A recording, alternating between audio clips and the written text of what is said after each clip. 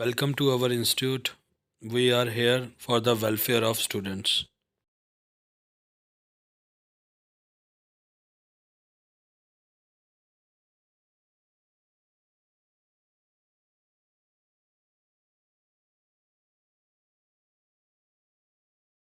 Today we will discuss Union Budget 2023 to 24.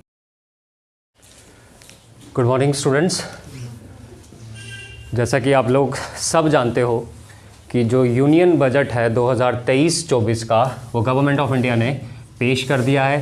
As usually जो finance minister है, क्या बोल रहा हूँ मैं, जो फाइनेंस मिनिस्टर होते हैं इंडिया के, वही क्या करते हैं, आपका बजट पेश करते हैं। इस समय जो फाइनेंस मिनिस्टर है वो आपको याद रखना है कौन है, मिसेस निर्मला सीतारमन।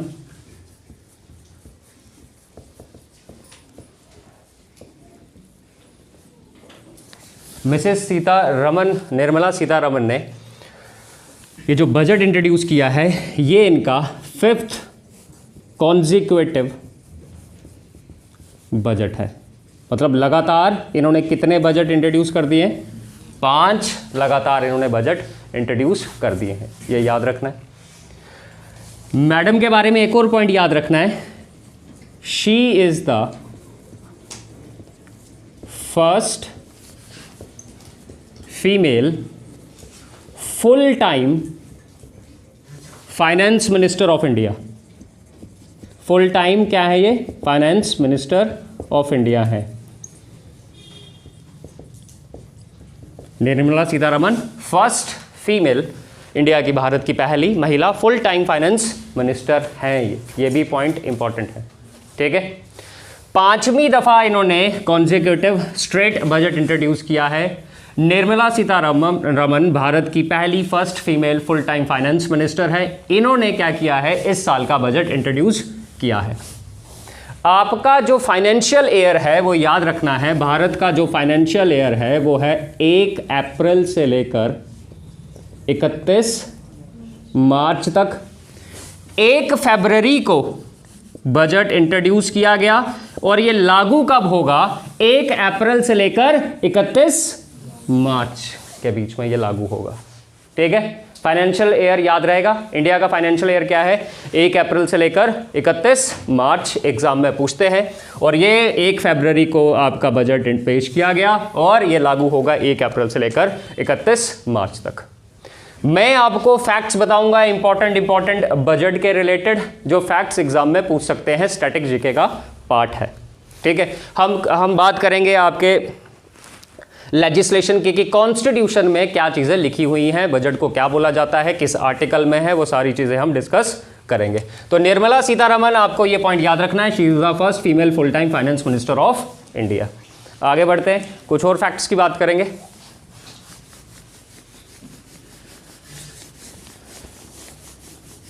अगर हम कॉन्स्टिट्यूशन प्रोविजंस की बात करें, बजट की, किसकी बात करें, कॉन्स्टिट्यूशन प्रोविजंस की,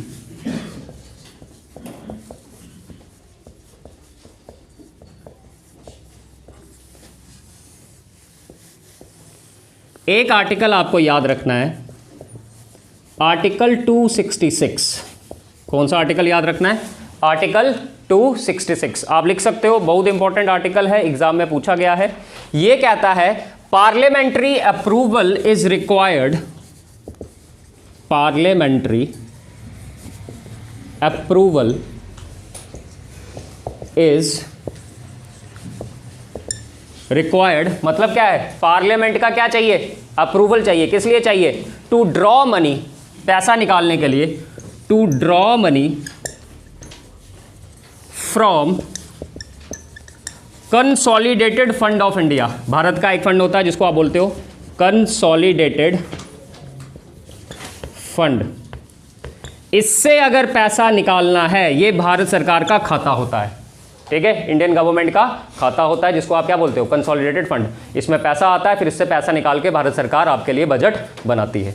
तो अगर इस कंसोलिडेटेड फंड से पैसा निकालना है तो किसकी अप्रूवल लगेगी, पार्लियामेंट ऑफ इंडिया की अप्रूवल चाहिए होती है। ये कौन सा आर्टिकल है, article 266। That is why budget को पार्लियामेंट में क्या किया जाता है, इंट्रोड्यूस किया जाता है। समझ में आया बजट को पार्लियामेंट में क्यों इंट्रोड्यूस किया जाता है? क्योंकि आर्टिकल 266 कहता है कि हमें क्या चाहिए, पार्लियामेंट की अप्रूवल चाहिए। ठीक है सर, एक बार स्टॉप। इतना समझ में आ गया consolidated fund of India. Consolidated fund of India से पैसा निकालने के लिए पार्लियामेंट की अप्रूवल चाहिए होती है। दैट इज वाई बजट को क्या किया जाता है, इंट्रोड्यूस किया जाता है। Budget introduced in parliament. Budget को कहाँ किया जाता है, बजट इंट्रोड्यूस्ड इन पार्लियामेंट। और पार्लियामेंट में भी कहाँ इसको इंट्रोड्यूस किया जाता है, इन लोकसभा। याद रहेगा? ठीक है। अब एक चीज और याद रखनी है कि कॉन्स्टिट्यूशन में बजट कोई टर्म नहीं लिखी हुई है। कॉन्स्टिट्यूशन ऑफ इंडिया में बजट एज ए टर्म नहीं लिखा हुआ है। ठीक है, बजट एज ए टर्म नहीं लिखा हुआ है। कॉन्स्टिट्यूशन ऑफ इंडिया में बजट को एज ए रेफर किया जाता है annual financial statement of a country. क्या कहा जाता है, एनुअल फाइनेंशियल स्टेटमेंट। याद रखना, budget as a word constitution में कहीं नहीं लिखा है। उसकी जगह क्या लिखा गया है, एनुअल फाइनेंशियल स्टेटमेंट। और ये एनुअल फाइनेंशियल स्टेटमेंट का आर्टिकल है 112। क्लियर? Article 266 clear? पार्लियामेंट की अप्रूवल चाहिए कंसोलिडेटेड फंड ऑफ इंडिया से पैसा निकालने के लिए। That is why budget was introduced in the parliament. Budget constitution में कोई वर्ड नहीं लिखा हुआ है। बजट की जगह क्या लिखा हुआ है, एनुअल फाइनेंशियल स्टेटमेंट। और इसका आर्टिकल क्या है, आर्टिकल 112। क्लियर होगी इतनी बात? कोई डाउट किसी को?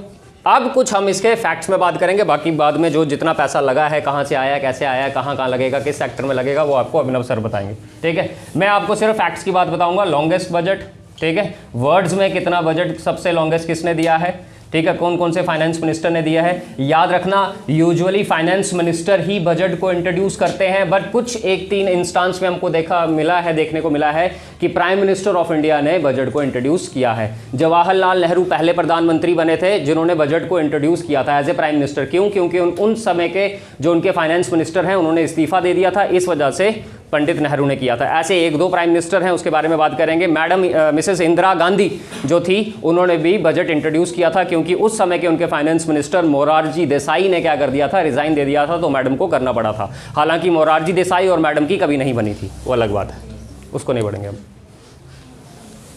मिटा दूं इतना?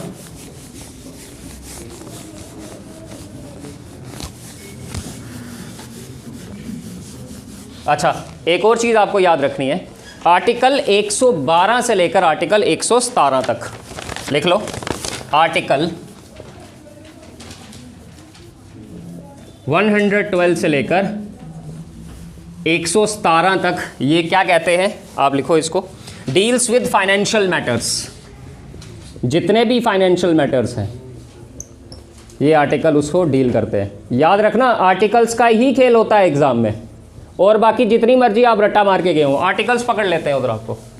ठीक है, तो आर्टिकल 112 से लेकर आर्टिकल 117 तक ये किससे डील करते हैं, ये आर्टिकल्स फाइनेंशियल मैटर्स से ये आर्टिकल डील करते हैं। और आर्टिकल 112 मैंने आपको बता दिया वो क्या है, annual financial statement.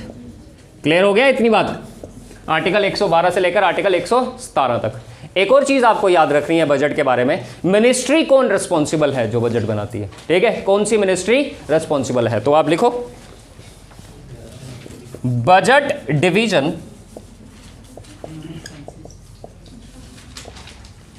Of the department of economic affairs.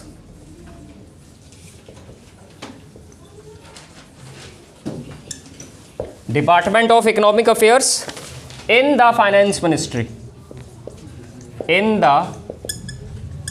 Finance ministry. Finance ministry के अंदर एक डिपार्टमेंट है जिसका नाम है डिपार्टमेंट ऑफ इकोनॉमिक अफेयर्स। उस डिपार्टमेंट ऑफ इकोनॉमिक अफेयर्स में एक और सब डिपार्टमेंट है बजट डिवीजन। ये लोग रिस्पॉन्सिबल है for the making of budget. Clear? समझ आई बात? ये याद रखना, आपको ऑप्शंस में दिया जा सकता है हु इज रिस्पॉन्सिबल। तो budget division of the department of economic affairs in the finance ministry. Finance ministry में कौन सा डिपार्टमेंट? बोलो बोलो, एक जना बोलो, सारे बोलो। डिपार्टमेंट ऑफ इकोनॉमिक अफेयर्स बोलो। फाइनेंस मिनिस्ट्री में कौन सा department? Department of economic affairs, और उसमें सब डिपार्टमेंट बजट डिवीजन, ये क्या है? रिस्पॉन्सिबल हैं बजट के लिए। ठीक है, फिर मैं बताऊंगा कि प्रिंटिंग कहाँ की जाती है, वो भी फैक्ट है, आपको याद रखना है कि प्रिंटिंग कहाँ की जाती है। अब कुछ और हम इंपॉर्टेंट फैक्ट्स के बारे में बात करेंगे, जैसे सबसे लॉन्गेस्ट जो है बजट किसने इंट्रोड्यूस किया था? निर्मला सीतारमन, जो आपकी फाइनेंस मिनिस्टर है, she holds the record. Record उन्हीं के पास है। ठीक है, लिखो point.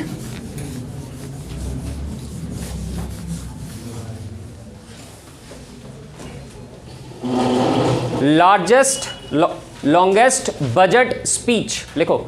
Longest budget speech 2020। Longest budget speech 2020 में किसने दी है? इन्होंने ही, निर्मला सीतारमन, आपकी finance minister. Longest budget speech 2020 किसने दी? Mrs Nirmala Sitharaman. 2 hours and 42 minutes। Time याद रखना, 2 hours and 42 minutes 2020 में। ठीक है, she holds the record. Record इन्हीं के पास है। याद रखना है, लॉन्गेस्ट बजट स्पीच अब तक की 2020 के बजट में की गई थी। रिकॉर्ड किसके नाम है? निर्मला सीतारमन, जो अभी प्रेजेंट फाइनेंस मिनिस्टर है। इन्होंने कितनी दी थी? 2 hours 42 minutes। क्लियर? याद रहेगा। वर्ड के हिसाब से लिखो, longest budget in terms of word count. Word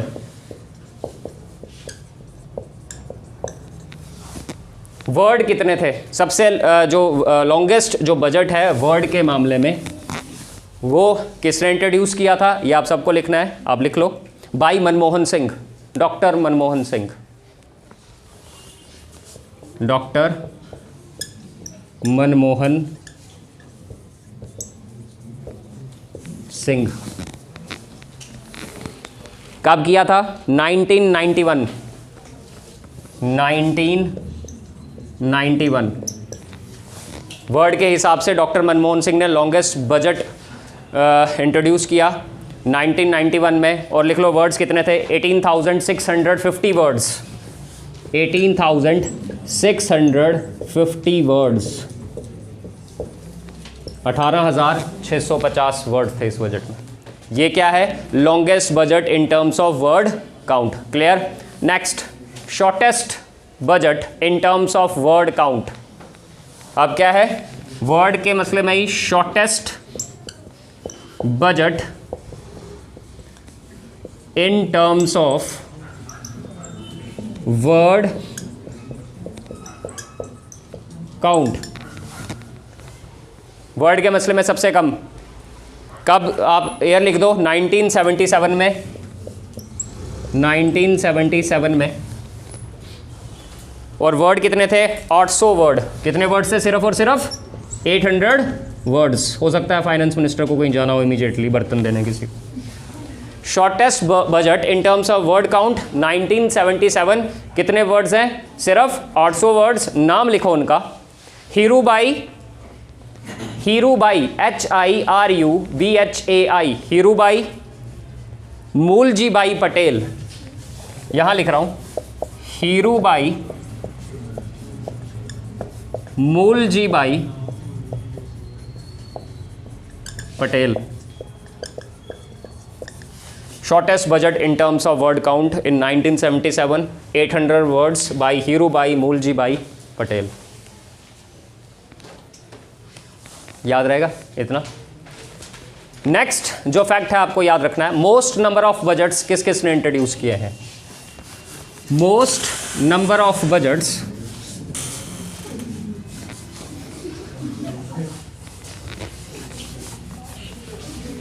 most number of budgets किस किस ने इंट्रोड्यूस किए हैं, ये भी एग्जाम में पूछा गया है। Most number of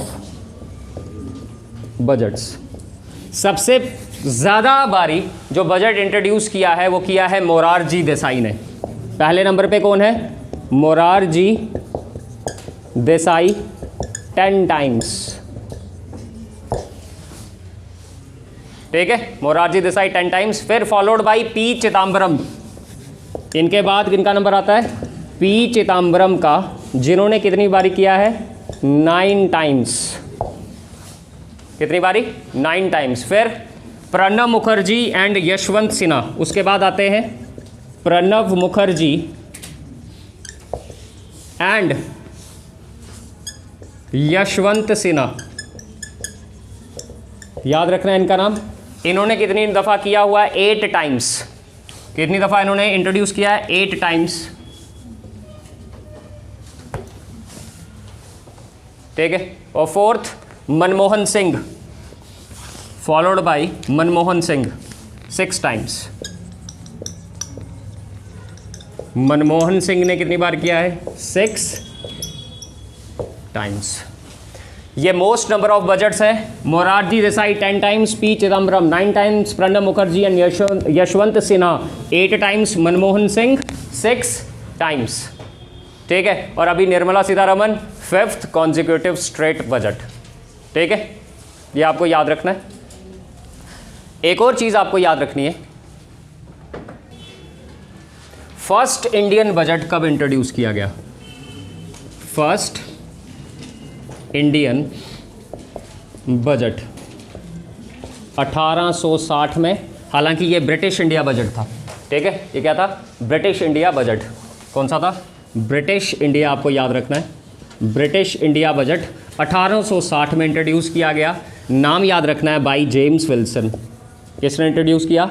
James Wilson ने इसको इंट्रोड्यूस किया। ये कौन थे? Scottish economist. ये कौन थे? Scottish economist. पहला ब्रिटिश इंडिया का बजट कब इंट्रोड्यूस किया गया? 1860 में। किसने किया? जेम्स विल्सन ने। याद रखना, इंपॉर्टेंट पॉइंट है। फिर इंडिपेंडेंट इंडिया का पहला बजट, आज़ाद भारत का पहला बजट, इंडिपेंडेंट इंडियाज बजट किसने इंट्रोड्यूस किया? एस.के. शनमुखम शेट्टी ने।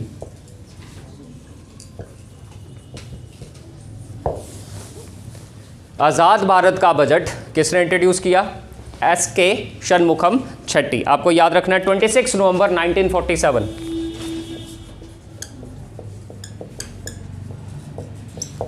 26 नवंबर 1947। ठीक है, याद रहेगा इतने, ये फैक्ट्स याद रहेगा। पहला ब्रिटिश इंडियन बजट 1860 में किसने किया? जेम्स विल्सन ने। ये कौन था? स्कॉटिश इकोनॉमिस्ट था। उसके बाद आज़ाद भारत का पहला बजट किसने किया? एस.के. शनमुखम शेट्टी ने। कब किया? 26 नवंबर 1947 को। अब कुछ इंपॉर्टेंट चीज़ें मैं बताऊंगा, जैसे कि यूजुअली जो है हमारा जो बजट है वो फाइनेंस मिनिस्टर ही इंट्रोड्यूस करते हैं। ठीक है, कौन लेकर आता है उसको? Finance minister. बट कुछ एक साल में हमने कुछ ऐसी एग्जांपल्स देखी हैं जहां पर प्राइम मिनिस्टर ने क्या किया है? इंट्रोड्यूस किया है बजट को। ठीक है, तो आप लिखो पॉइंट। इन 1958 प्राइम मिनिस्टर जवाहरलाल नेहरू, इन 1958 prime minister Jawaharlal Nehru, JL Nehru आप लिख सकते हैं उनको, prime minister JL Nehru became the first Indian prime minister, became the first Indian prime minister to present budget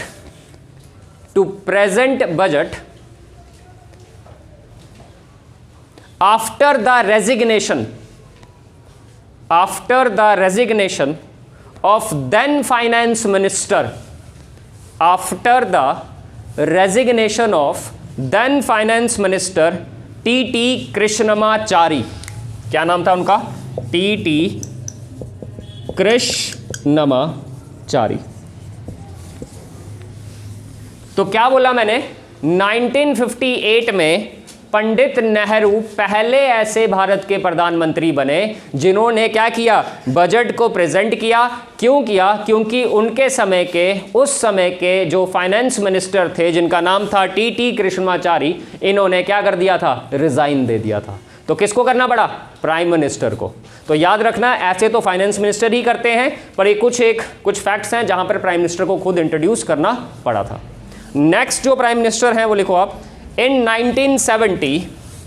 1970 में प्राइम मिनिस्टर इंदिरा गांधी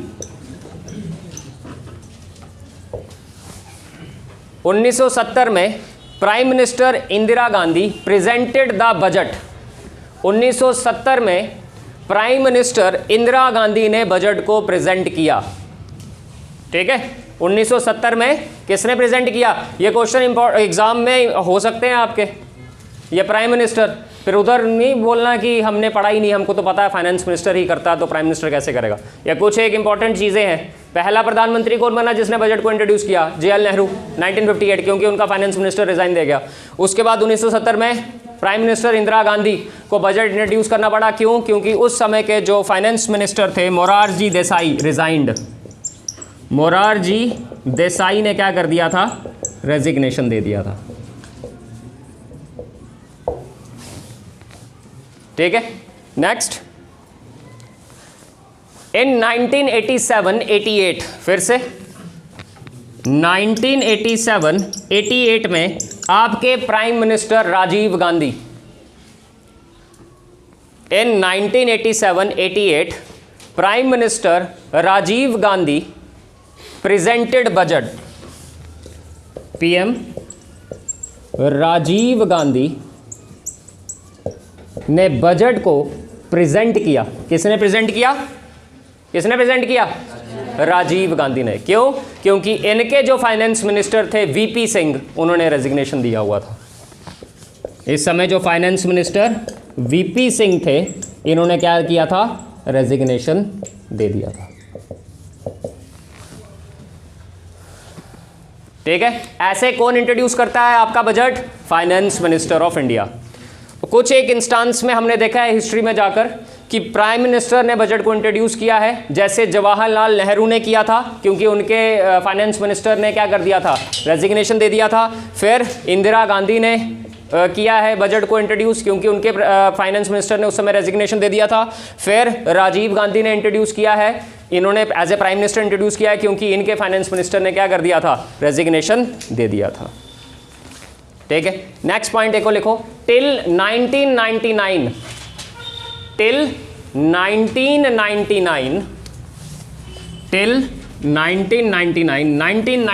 तक union budget was presented at 5 PM। 5 बजे introduce किया जाता था 1999 तक।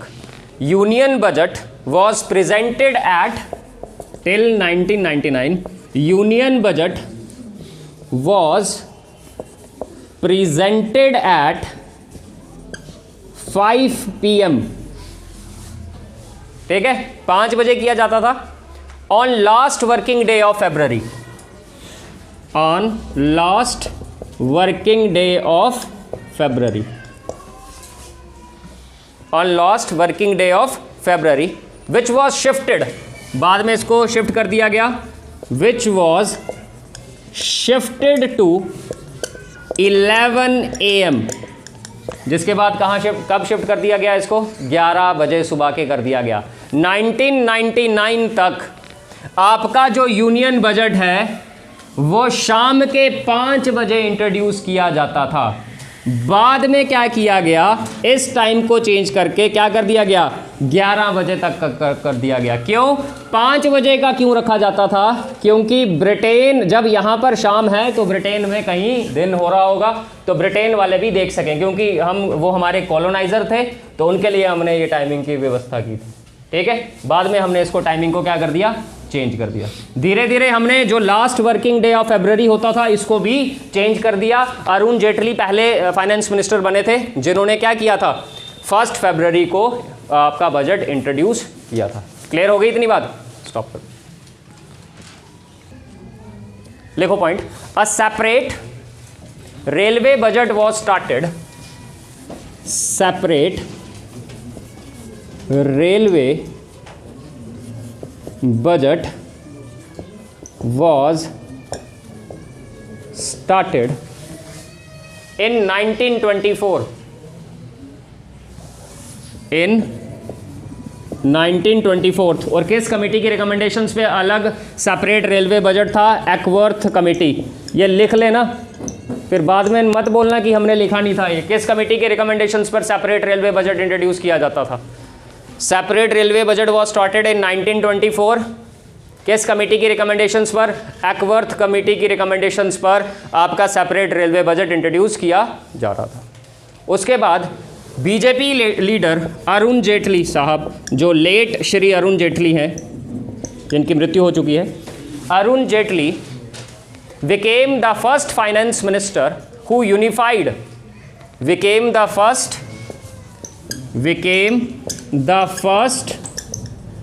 finance minister who unified railway plus general budget. Railway और general budget को क्या कर दिया? अरुण जेटली ने यूनिफाई कर दिया। कब? 2017 में पेश किया गया था अरुण जेटली की तरफ से यूनिफाइड बजट, जिसको क्या बोला जाता है? Union budget. याद रखना, एग्जाम में क्वेश्चन आता है कि यूनिफाइड कब हुआ, तो लोग किस पे टिक लगा देते हैं? 2017, पर याद रखना 2016 में गवर्नमेंट ने इसको अप्रूव किया था। ठीक है, अप्रूवल कब मिला है कि हम इन बजट को कंबाइन करेंगे? कब अप्रूवल मिला है? 2016 में। अप्रूव गवर्नमेंट ने 2016 में किया, और पहला यूनिफाइड बजट था वो कब इंट्रोड्यूस किया गया? 2017 को। अप्रूव कब किया? 2016 में, और 2017 में अरुण जेटली ने unified budget, union budget introduce कर दिया पार्लियामेंट में। तो दैट मीन्स 2016 तक अलग अलग बजट इंट्रोड्यूस किया जाता था, रेलवे बजट अलग और जनरल बजट अलग।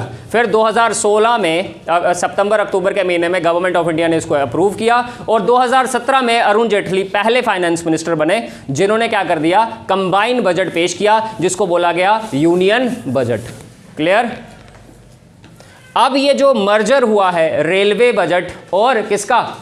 यूनियन बजट का, merger of railway budget plus general budget, ये किसकी रिकमेंडेशंस पे हुआ है? याद रखना, विवेक देबरॉय कमेटी। विवेक ओबरॉय नहीं कर देना, विवेक देबरॉय कमेटी की रिकमेंडेशंस पर। ठीक है, विवेक देबरॉय कमेटी की रिकमेंडेशंस पर मर्जर हुआ है किसका? रेलवे और जनरल बजट का। और ये जो सेपरेट रेलवे बजट जो स्टार्ट हुआ था 1924 में, अंग्रेजों ने किया था किस कमेटी की रिकमेंडेशंस पे? एक्वर्थ कमेटी की रिकमेंडेशंस पर।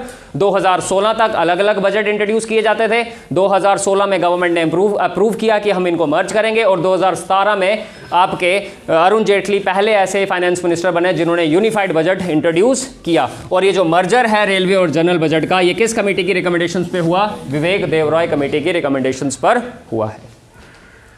ठीक है, क्लियर हो गया इतना? एक और फैक्ट लिखो, budget was printed at Rashtrapati Bhavan till 1950।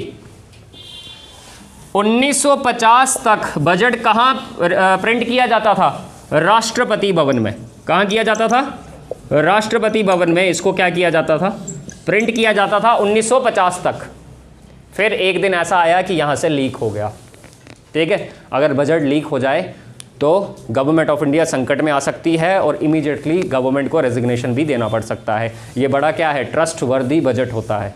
ठीक है, ये पहले इसकी बड़ी तैयारी की जाती है, एक एक महीना फाइनेंस मिनिस्ट्री पैक्ड होती है। फाइनेंस मिनिस्ट्री में जो रहने वाले लोग हैं उनको कहीं नहीं जाने दिया जाता है, उनके फ़ोन सबमिट करा दिए जाते हैं, और उनका जो भी पर्सनल फ़ोन है पहले ही बाहर सबमिट हो जाएगा, और ये लोग बजट बनाने की तैयारी करेंगे। और ये तब तक नहीं हिलते हैं वहाँ से जब तक बजट कंप्लीट नहीं हो जाता, जिस दिन प्रेजेंट नहीं हो जाता तब तक ये सब क्या है? लॉक्ड हैं फाइनेंस मिनिस्ट्री में।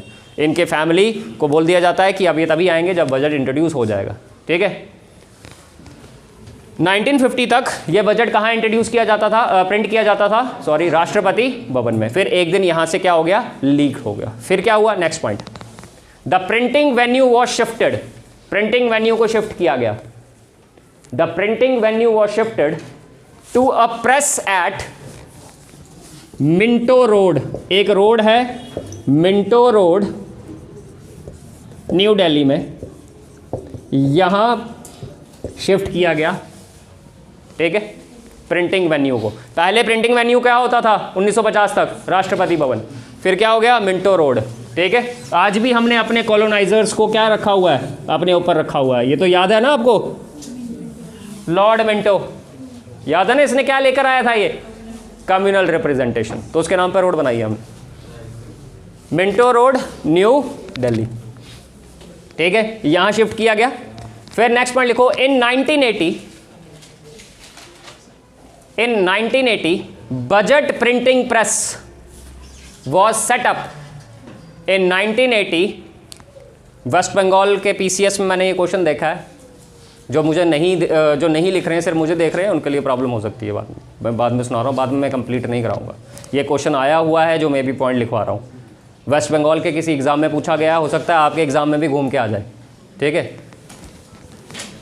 इन 1980 budget printing press was set up at, budget printing press was set up at finance ministry. Budget printing press was set up at finance ministry inside north block. Finance ministry में इसको introduce किया, inside north block. ठीक है, ये points आपको क्या करने हैं, याद रखने हैं। याद रहेंगे।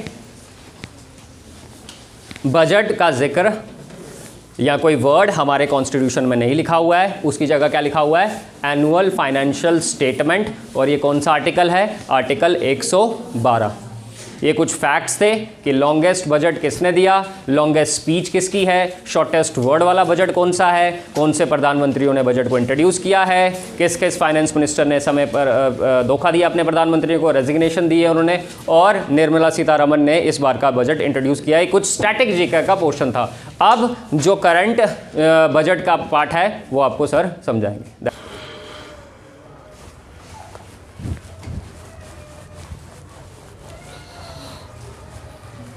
पूछो सर। सर सबसे पहले तो स्वागत है आपका हमारे चैनल पर। Thank you sir. Being a faculty मेरा सौभाग्य है कि मैं आपसे क्वेश्चन पूछ रहा हूँ। सबसे पहले तो आपने देखा सर 2023 और 24 का जो बजट है वो इंट्रोड्यूस किया गया है। हम लेमन लैंग्वेज में समझना चाहते हैं, या हमारे साथ बैठे जो स्टूडेंट्स हैं ये भी समझना चाहेंगे बिल्कुल सिंपल भाषा में कि सर बजट है क्या, व्हाट इज बजट। देखो, हम स्टार्ट करेंगे अपने घर के हिसाब से कि हम अपने घर में बजट को किस तरह मैनेज करते हैं। देखो, पहले तो इंडिया में दो तरीके के लाइवलीहुड हैं, एक गरीब इंसान, एक अमीर इंसान। दोनों के पर्सपेक्टिव से हम जानेंगे कि हम घर पे कैसे मैनेज करते हैं अपने खर्चों को।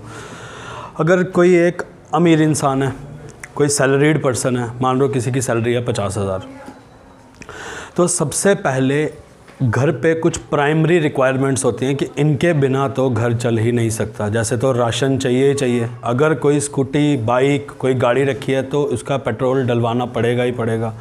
कोई घर पे बूढ़ा इंसान है जो बीमार है, उसकी दवाई का खर्चा देना ही पड़ेगा, उसके बिना काम नहीं चलेगा।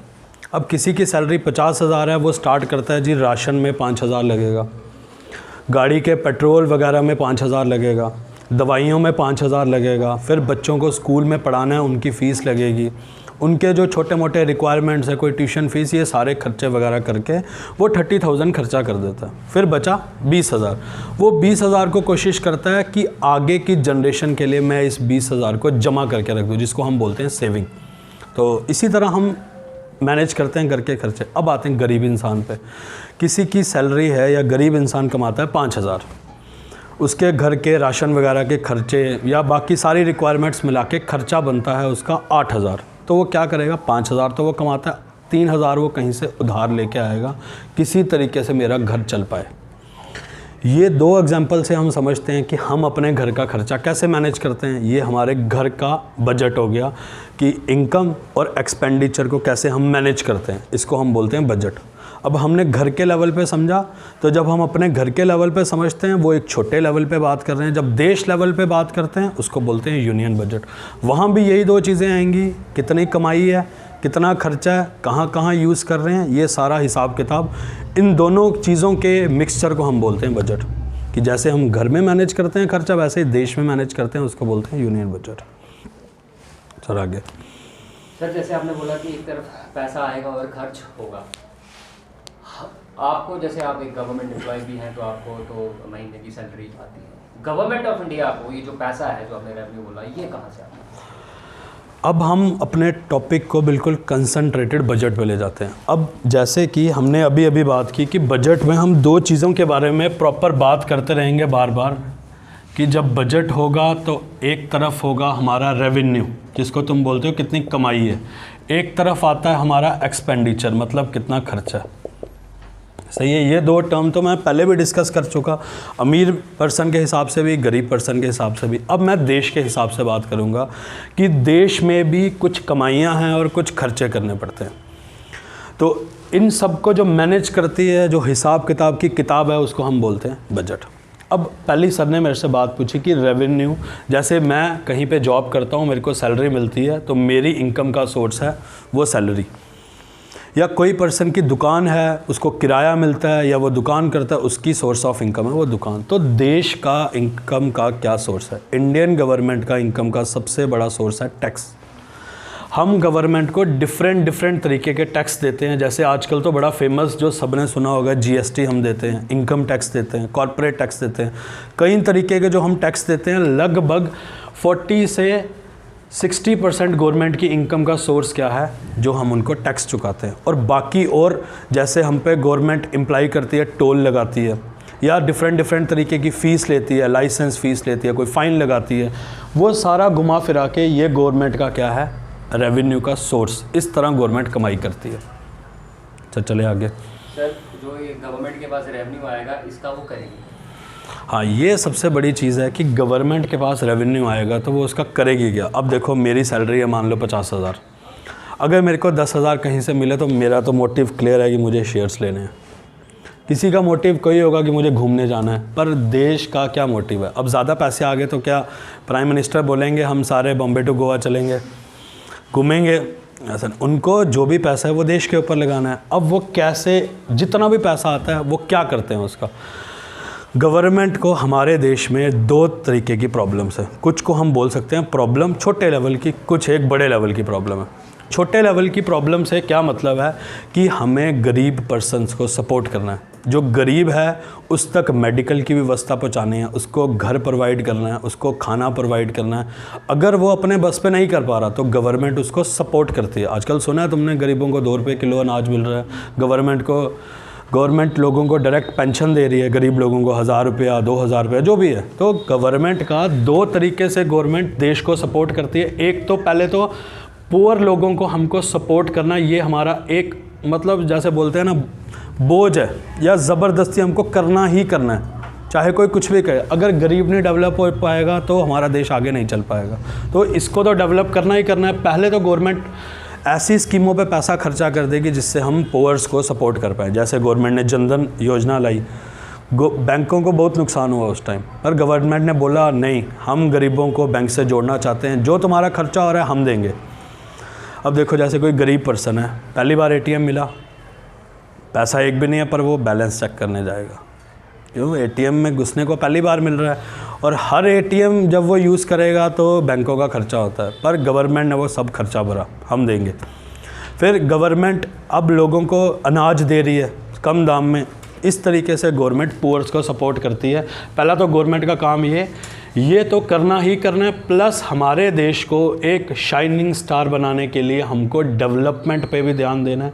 डेवलपमेंट कैसे होगी? जब हम इंफ्रास्ट्रक्चर पे पैसा लगाएंगे, पुल बनाएंगे, हाईवेज़ बनाएंगे, ब्रिजेस बनाएंगे, पोर्ट्स बनाएंगे, जिससे लोगों को रोज़गार मिले, और भी कई तरीके। तो हमारे देश की दो ही तरीके से हम अपने पैसे को यूज़ करते हैं, एक तो गरीबों को खड़ा करने के लिए प्लस डेवलपमेंट करने के लिए। अब डेवलपमेंट में सब कुछ आ जाएगा कि हम यूथ को सपोर्ट करेंगे, यूथ को जॉब्स देंगे, देश की तरक्की करवाएंगे जिस मर्जी मीन से। चल आगे। गवर्नमेंट कौन से सेक्टर पे फोकस कर रही है और उस सेक्टर को क्या बूस्ट मिलेगा? देखो, हर सेक्टर अपनी चाल चलता रहता है। अगर गवर्नमेंट बैंकिंग सेक्टर को सपोर्ट ना करे तो क्या लोग बैंकों में पैसा जमा कराना बंद कर देंगे? नहीं, लोग करेंगे।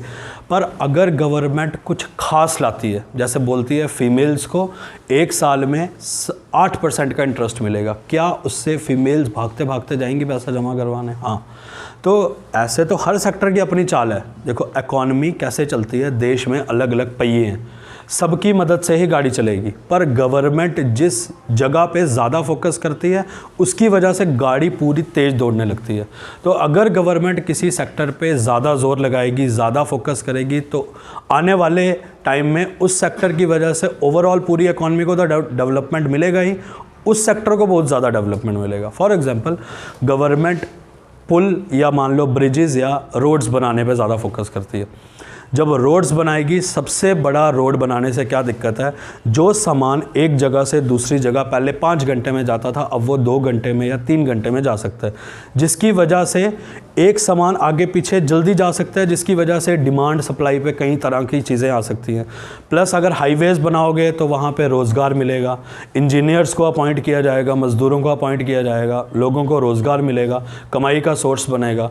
अब कोई, आपने देखा होगा, कोई भी नया हाईवे खुला, उसके आसपास नई नई शॉप्स खुलना शुरू हो जाती हैं, नई नई लोग जगह लेना शुरू कर देते हैं, नई नई छोटे छोटे खोखे बन जाते हैं, छोटे छोटे या बोलो खाने पीने की चीज़ों के मतलब बन जाते हैं, कोई बिस्किट का हो गया, शैम्पू का हो गया, आगे पीछे। तो ओवरऑल हिसाब किताब से गवर्नमेंट जहां हाथ लगा दे वो अपने आप सोना हो जाता है सेक्टर, खुद ब खुद। क्योंकि सबको लगता है कि गवर्नमेंट इधर जा रही है तो इधर कुछ खास है, इधर कुछ अच्छा होने वाला है। तो जिस वजह से गवर्नमेंट जहां हाथ लगाएगी वो सोना हो जाएगा जिस सेक्टर में। आगे ये भी कहा जाता है कि गवर्नमेंट को जो रेवेन्यू है वो कम आता है और सरकार के खर्चे ज़्यादा होते हैं। बिल्कुल सही। देखो, अब जैसे मैंने गरीब बंदे वाली एग्जांपल ली थी, मैंने तुम्हें बोला गरीब बंदे की कमाई 5,000, उसका खर्चा 8,000। वो अपना खर्चा कैसे मैनेज करता है? वो 3,000 क्या लेता है? उधार लेता है। और कोई तरीका नहीं है घर को मैनेज, खर्चा चलाना है ना, घर पे रोटी खिलानी है, तो कमाई 5,000 ही है पर 8,000 चाहिए बेसिक नीड्स को पूरा करने के लिए, तो वो 3,000 उधार उठा के लाता है। हमारे बजट में गवर्नमेंट हमेशा कोशिश करती है कि जितनी भी कमाई हो उससे कई ज़्यादा गुना खर्चा किया जाए। जितना गवर्नमेंट खर्चा करती है उतना देश तरक्की करता है। खर्चा मतलब गवर्नमेंट ब्रिजेज़, मॉल्स, हर जगह मतलब पैसा लगाने की कोशिश करेगी जिससे घुमा फिरा के इकॉनमी को बहुत ज़्यादा फ़ायदा हो, डेवलपमेंट हो, यूथ को रोज़गार मिले, किसी सेक्टर के नाम ऊंचा हो, देश की इकॉनमी बढ़े। घुमा फिरा के गवर्नमेंट चाहती है कि हम ज़्यादा से ज़्यादा खर्चा करें, और गवर्नमेंट करती भी है। अगर गवर्नमेंट की कमाई 100 रुपये है तो गवर्नमेंट खर्चा करती है 125 रुपये। तो अब हर किसी के दिमाग में सबसे पहला ये सवाल आता है, क्या ये बेवकूफ़ नहीं बना रही है? 100 कमाती है तो 125 कैसे खर्चा करेगी? 25 रुपये ये लेगी उधार, 25 रुपीज़ ये उधार लेके आएगी कहीं से। वो हम आगे के क्वेश्चंस में देखेंगे क्या उधार है, क्या सीन है। पर गवर्नमेंट 25 रुपये उधार लेती है। और एक वर्ड तुम्हें बार बार परेशान करेगा जिसको हम बोलते हैं फिस्कल डेफिसिट।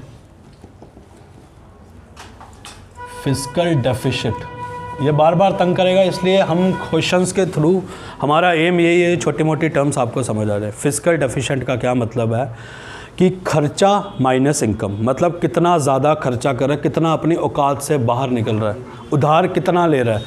तो फिस्कल डेफिसिट का मतलब हो गया एक्सपेंडिचर माइनस रेवेन्यू, कि जब कभी गवर्नमेंट अपनी औकात से ज़्यादा खर्चा करती है तो हर बार, जिसको हम बोलते हैं घाटे का बजट है ये, गवर्नमेंट के पास उतना पैसा नहीं है जितना गवर्नमेंट वादे कर रही है, तो इस वर्ड को बोलते हैं फिस्कल डेफिसिट। आगे जब भी बजट में शुरू करूंगा करंट ईयर का, बोला जाएगा कि इस साल का फिस्कल डेफिसिट कितना है। तो फिस्कल डेफिसिट क्या होता है? खर्चा माइनस रेवेन्यू। और खर्चा हमेशा गवर्नमेंट ज़्यादा कर रही है अपनी रेवेन्यू से, ताकि देश को वो ज़्यादा पुश दे पाए। वो जहाँ मर्जी से पैसा ला रही है वो आगे देखेंगे हम। तो फिस्कल डेफिसिट वर्ड का या इसका फार्मूला क्या है? Expenditure minus revenue. गवर्नमेंट ये उधारी कहाँ से करती है? अब ये तो तुम्हें समझ आ गया, गवर्नमेंट उधार लेके अपना काम चला रही है, जितना पैसा है उतना तो खर्चा कर दिया, प्लस एक्स्ट्रा कुछ खर्चा कर रही है, मतलब गवर्नमेंट उधार लेके आ रही है कहीं ना कहीं से। पहला चीज़ तो गवर्नमेंट को उधार कौन देगा?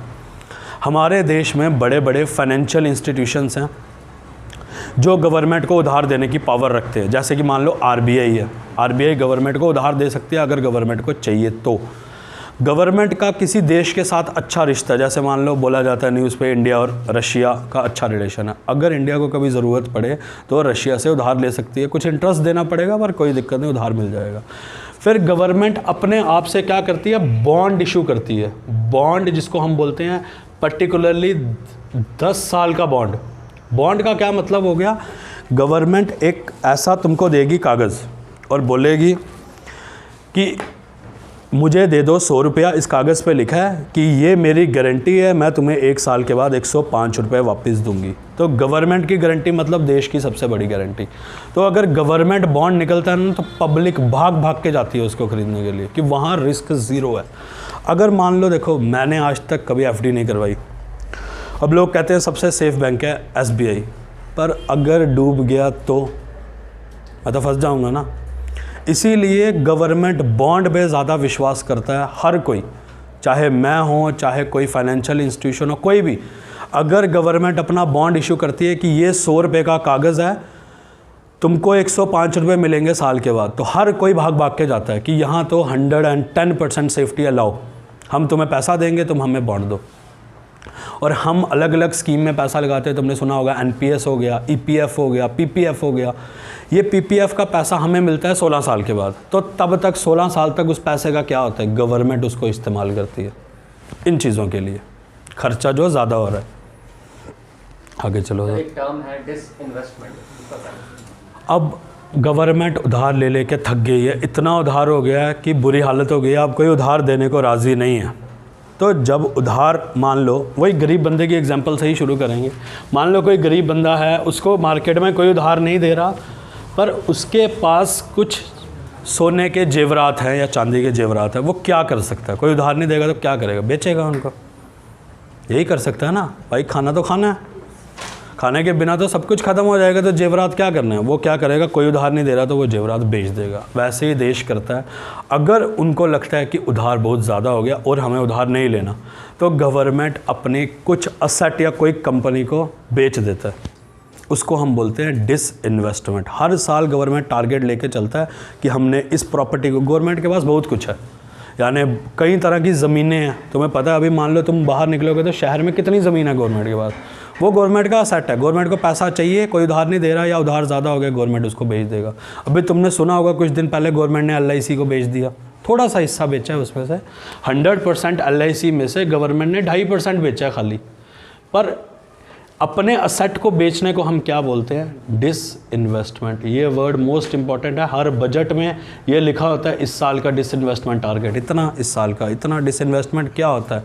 अपने सामान को, अपने माल को बेच देने का, कि कोई तुमको उधार नहीं दे रहा तो हम अपना सामान बेच देंगे, उससे हम पैसा लाएंगे, हम अपने ये खर्चे पूरे करेंगे, जिसकी वजह से हमारे फिस्कल डेफिसिट पे कोई दिक्कत नहीं आएगी, देश के उधार पे ज़्यादा दिक्कत नहीं आएगी और देश डूबने की कगार पे जल्दी नहीं पहुंच जाएगा।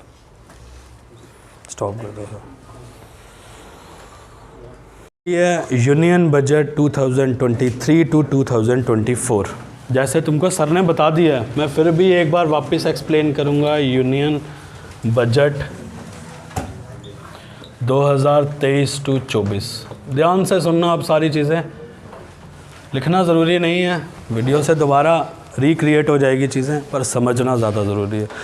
अब जो भी लिखता है तुम बोलोगे पागल हो गया है, 2023-24 क्या लिख रहा है? अभी कहाँ 24?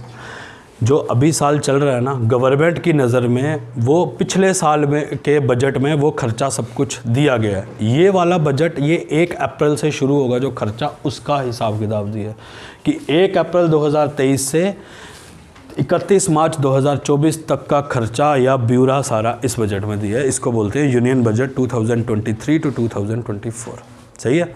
इस बजट के जो मेन हाइलाइट्स हैं जो गवर्नमेंट ने हमारे सामने रखे हैं, मैं भी आपके सामने पॉइंट टू पॉइंट रखूँगा।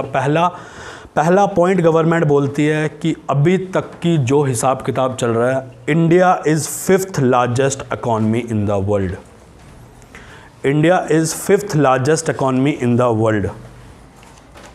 हालांकि मैं खुद तुम्हें जानता हूँ अच्छे से, ये मेरे को एक्सप्लेन नहीं करना पड़ेगा। 5th लार्जेस्ट तुम समझते हो, 5वीं सबसे बड़ी इकॉनमी है इंडिया पूरे world wise.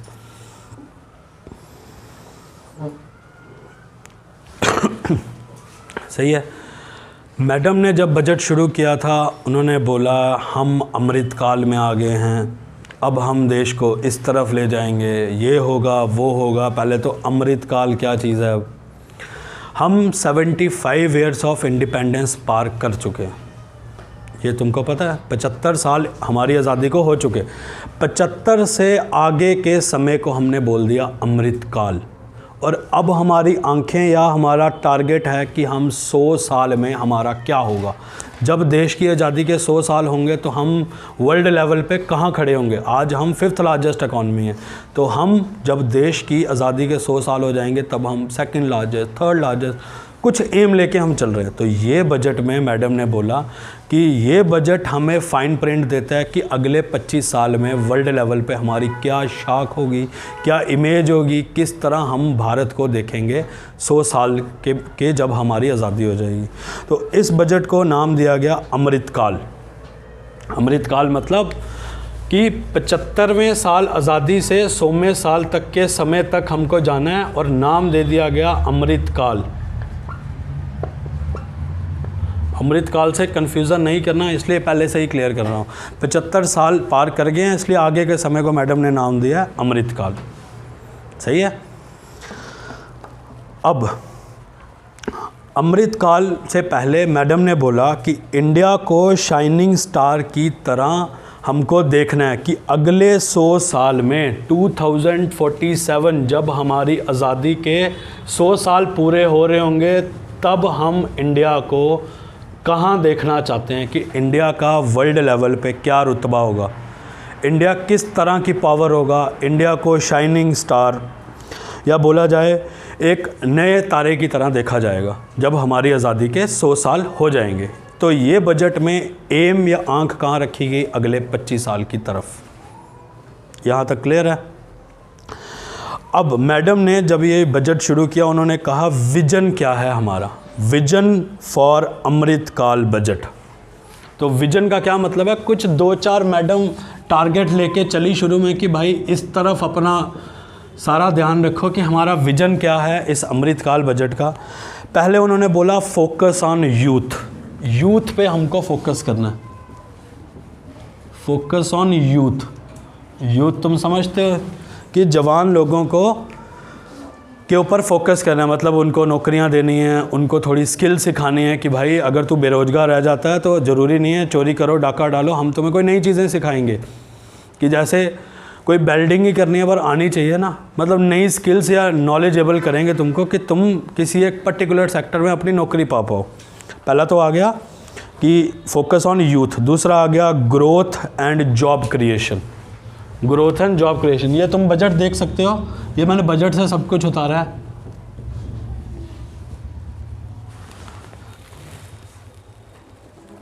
Growth and job creation. मैं तुमको बोर नहीं करूंगा, मैं जल्दी से मेन पॉइंट पे आ जाऊंगा वापस। पर जो विजन है तो वो तो लिखना ही पड़ेगा। मतलब विजन का क्या मतलब हो गया? हेडिंग, बजट की हेडिंग्स क्या लेके चल रही है मैडम। पहला फोकस ऑन यूथ, दूसरा ग्रोथ एंड जॉब क्रिएशन, और बोल रही है ये सारी चीज़ें करके ओवरऑल हम अपनी इकॉनमी को मजबूत कर लेंगे, जिसको बोलते हैं मैक्रो इकोनॉमिक्स। मैक्रो मतलब बड़े लेवल पे इन सारी चीज़ों से हमारी जो हमारे देश की अर्थव्यवस्था है, जो हमारा फाइनेंस का झोल झाल है, ये सारा एक सही जगह पे आ जाएगा। ये मैडम लेके चलती हैं अपना विजन। अब विजन तो हमने सुन लिया मैडम का। अब देखते हैं कि मैडम ने क्या बोला फिस्कल डेफिसिट का क्या होगा, उधार का क्या हिसाब किताब है। तो ये लिखना है तुमको, लिखना फिस्कल डेफिसिट फॉर 2022 to 23, जो पिछला साल गया।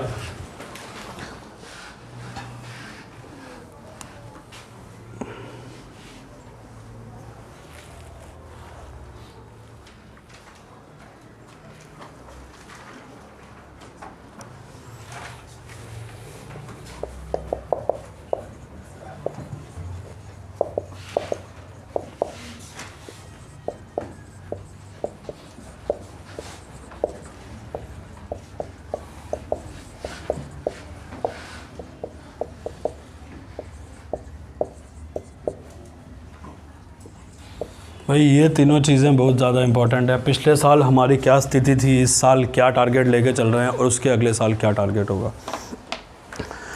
अब फिस्कल डेफिसिट को नापे कैसे? पैसों में तो चलो हम नापते हैं, जो हमारा देश का बजट जब आता है वो फिस्कल डेफिसिट को कैसे नापते हैं? बजट की टर्म्स में, या सॉरी जीडीपी की टर्म्स में। जीडीपी अब तुमको पता है, तुमने इकोनॉमिक्स पढ़ी है, वो नहीं मैं एक्सप्लेन कर सकता, वो बहुत बड़ा टॉपिक है। मैडम बोलती है 2022-23 में हमारा क्या हिसाब किताब था? फिस्कल डेफिसिट था हमारा 6.4% ऑफ जीडीपी। मतलब जितना हम साल में कमाई करते हैं या जीडीपी है उतना उसका 6.5% हमारा उधार चल रहा था। उतना हम उधार करके अपनी ज़िंदगी व्यतीत कर रहे हैं या अपना खर्चा चला रहे हैं। तो ज़्यादा लग रहा है कम लग रहा है, वो आगे की चीज़ें देख के पता चलेगा। कोविड के टाइम पे था 9.5, बहुत ज़्यादा था, तबाही मच गई थी कि सारा काम ही उधार पे चल रहा है क्योंकि कमाइयाँ तो थी ही नहीं। कोविड के टाइम था 9.5, पिछले साल था 6.5। अब थोड़ा रिलैक्स हो रहा है कि चलो कोविड के हिसाब से तो थोड़ा ठीक था। जो इस साल का मैडम ने बजट दिया है, इन्होंने कहा है कि अब हमारा फिस्कल डेफिसिट कितना रहेगा?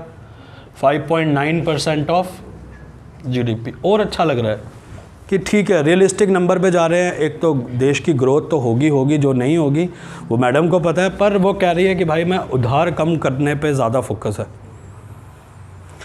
जो इस साल का बजट है ये वाला, इस साल का टारगेट दिया है 5.9%।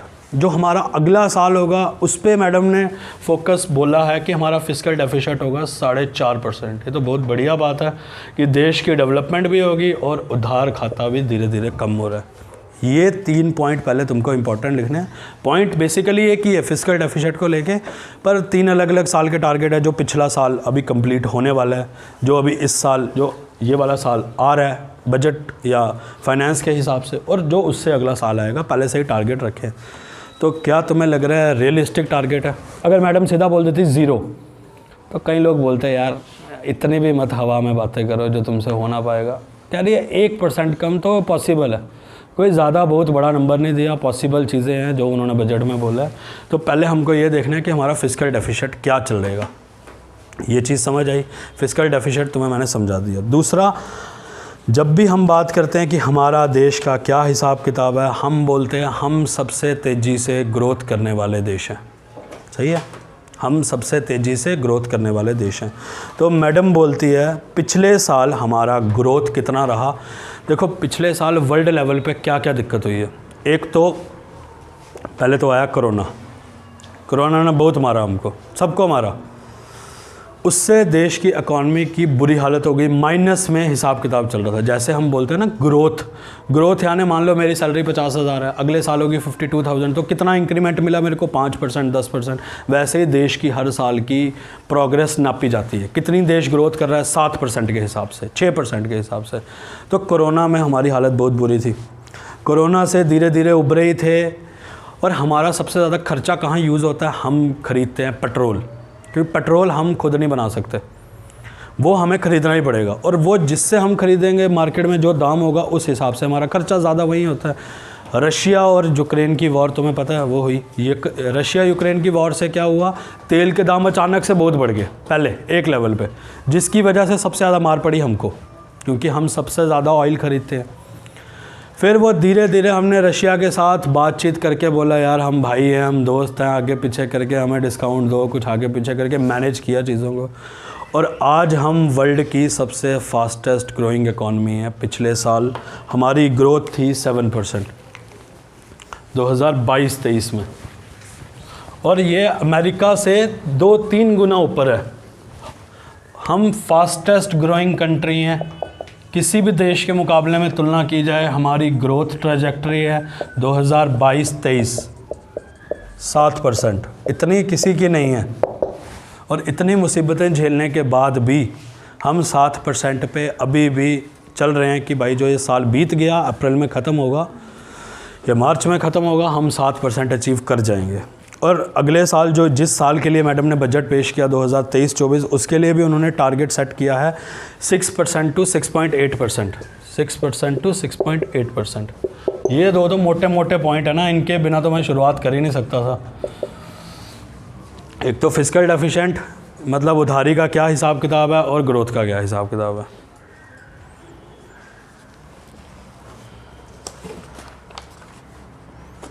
सही है, यहाँ तक समझ आ रहा है, यहाँ से आगे बढ़ सकते हैं। ग्रोथ समझ आ गया क्या चीज़ है, फिस्कल डेफिसिट समझ आ गया। अब इस बार मैडम ने अपने आप से एक्स्ट्रा ऑर्डिनरी बनने के लिए कहा कि बाकी जो पुराने बजट थे, जो कहानी चल रही थी वो चल रही थी, मैं कुछ नया लाई हूँ इस बार, कुछ एक्स्ट्रा। जो पुराने लोग लाए हैं वो तो मैं लाई हूँ, उसकी तो बात हम करेंगे ही। मैं कुछ नया लाई हूँ, 4-5 मैं एक ऐसी ट्रांसफॉर्मेशनल चीज़ें लाई हूँ जिसकी वजह से हम अभी मान लो डेवलपिंग है तो डेवलप्ड की तरफ चले जाएंगे। तो जिसको हमने नाम दिया 4 ट्रांसफॉर्मेटिव अपॉर्चुनिटीज़। हेडिंग लिखेंगे,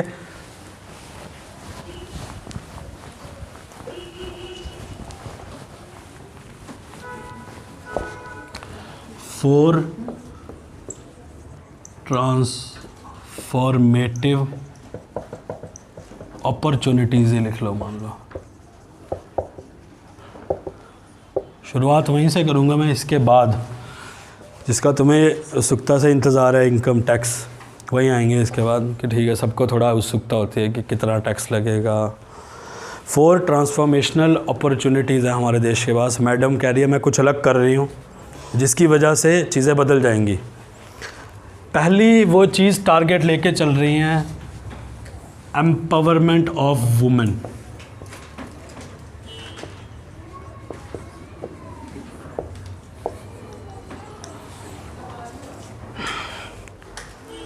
एम्पावरमेंट ऑफ वुमेन समझते हो?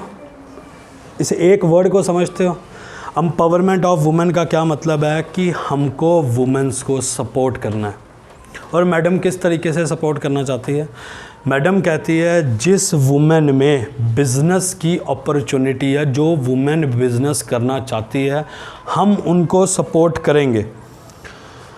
हम क्या करेंगे? सेल्फ हेल्प ग्रुप बनाएंगे, मतलब कुछ मान लो ट्रस्ट बनाएंगे, वो वुमेन्स को हेल्प करेगा। कोई वुमेन अगर स्टार्टअप बनाना चाहती है, कोई स्टार्टअप लेके आई है, तो वुमेन आगे बढ़े। वुमेन्स की तरक्की के लिए किसी वुमेन के अंदर अगर बिजनेसमैन छुपा हुआ है तो हम उसको आग देंगे, निकालने की कोशिश करेंगे कि हम तुम्हें फुल ऑन पावर देते हैं, तुमको जो करना है जिस हिसाब से करो, हम तुमको सपोर्ट करेंगे। तो ये मैडम का पहला टारगेट है, एम्पावरमेंट ऑफ वुमेन। और कैसे करेगी? वो कह रही है कि हम सेल्फ हेल्प ग्रुप बनाएंगे जो वुमेन्स को हेल्प करेगा। अगर कोई वुमेन स्टार्टअप कर रही है, स्टार्टअप समझते हो, कोई छोटा मोटा काम वुमेन अपने लेवल पे खोलना चाहती है, तो गवर्नमेंट उसको सपोर्ट करेगी। कैसे? सेल्फ हेल्प ग्रुप बनाएगी। सोचो कितना ट्रांसफॉर्मेशनल तरीका है। पुराने ज़माने के हिसाब से कोई एक अलग चीज़ लाई है मैडम तुम्हारे हिसाब से? कौन बात करता है वुमेन स्टार्टअप की? नहीं करता ना। शार्क टैंक देखते हो? मज़ा आता है जब अश्नीन ग्रोवर जलील करता है लोगों को, पर खुद की भी उसकी वही हालत है। अगर वो मेरे सामने है तो मैं तो उसको उसी तरीके से जलील करूँगा, क्योंकि खुद भी उसने कुछ नहीं किया। भाषण देना बहुत आसान है, खुद धंधा बनाओ, धंधा चलाओ, बिना चोरी के चलाओ, फिर बात करो। खुद तो उसने चोरी की, दबा के अपनी बीवी के नाम पे इतना माल इकट्ठा किया, अब लोगों को ज्ञान पेल रहा है। ज्ञान पेलना बड़ा आसान है, पर खुद खड़े रहना उस जगह पे बड़ा मुश्किल है। अब मैडम ने भी कहा कि हम वुमेन को एम्पावर करेंगे। कैसे? हम सेल्फ हेल्प ग्रुप बना के वुमेन को सपोर्ट करेंगे बाहर से कि टेंशन नहीं, हम तुम्हें सपोर्ट करेंगे। सेकंड, मैडम बोलती है कि कुछ हमारे देश में पुराने ज़माने से ऐसा रहा है, फैक्ट्रीज़ आने के बाद जो लोग हाथ से सामान बनाते थे, जिनको बोलते हैं आर्टिसंस बोलते हैं, क्राफ्टमैन बोलते हैं, कोई मूर्ति बनाता है, कोई घड़े बनाता है, उनको उनकी चीज़ का मोल नहीं मिलता ना। फैक्ट्रीज़ में जो चीज़ है, अच्छी फिनिशिंग है, अच्छा कलर है, अच्छा दाम है, तो उनको उनकी चीज़ का दाम नहीं मिलता। तो हम उनको अकेला नहीं छोड़ेंगे, उनको सपोर्ट करेंगे। उसके लिए मैडम कहती है हम उनको नाम दे रहे हैं विश्वकर्मा। विश्वकर्मा ये क्या है?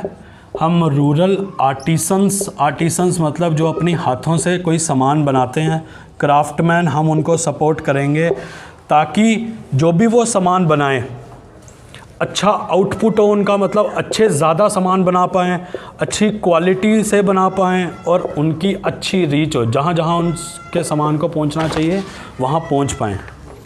देखो ये एक नया कदम है। हर कोई फैक्ट्रीज़ को, एंटरप्रेन्योर को, बड़े बड़े लोगों को सपोर्ट करता है। वो कह रही है मैं छोटे लोगों को सपोर्ट करूँगी, जिससे वो लोग अगर तादाद में ज़्यादा हैं तो उनका भी रोजी रोटी अच्छे से चले पाए, हमारा एक अलग सा नेचर हो वर्ल्ड इकॉनमी के हिसाब से। खाली ये नहीं हमको बंदूक बेचनी है, हमको जवार बेचना है, हमको एक अपनी कला को भी एक लेवल पे लाना है। इसलिए मैडम ने कहा हम विश्वकर्मा एक नए लोगों को सपोर्ट करेंगे, नाम देंगे विश्वकर्मा। सही है यहाँ तक।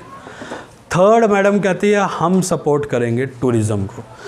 इंडिया जैसी ब्यूटीफुल कोई जगह नहीं है पर लोग यहाँ नहीं आते घूमने ड्यू टू मैनी इश्यूज़। पता ही नहीं है लोगों को कौन सी चीज़ कितनी खूबसूरत है।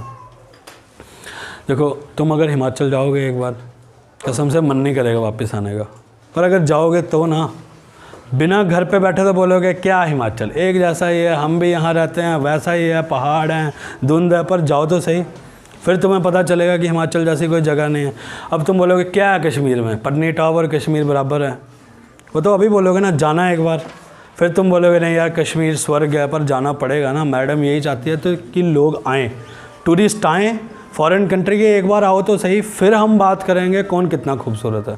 तो हमारा थर्ड टारगेट है टूरिज़्म पे।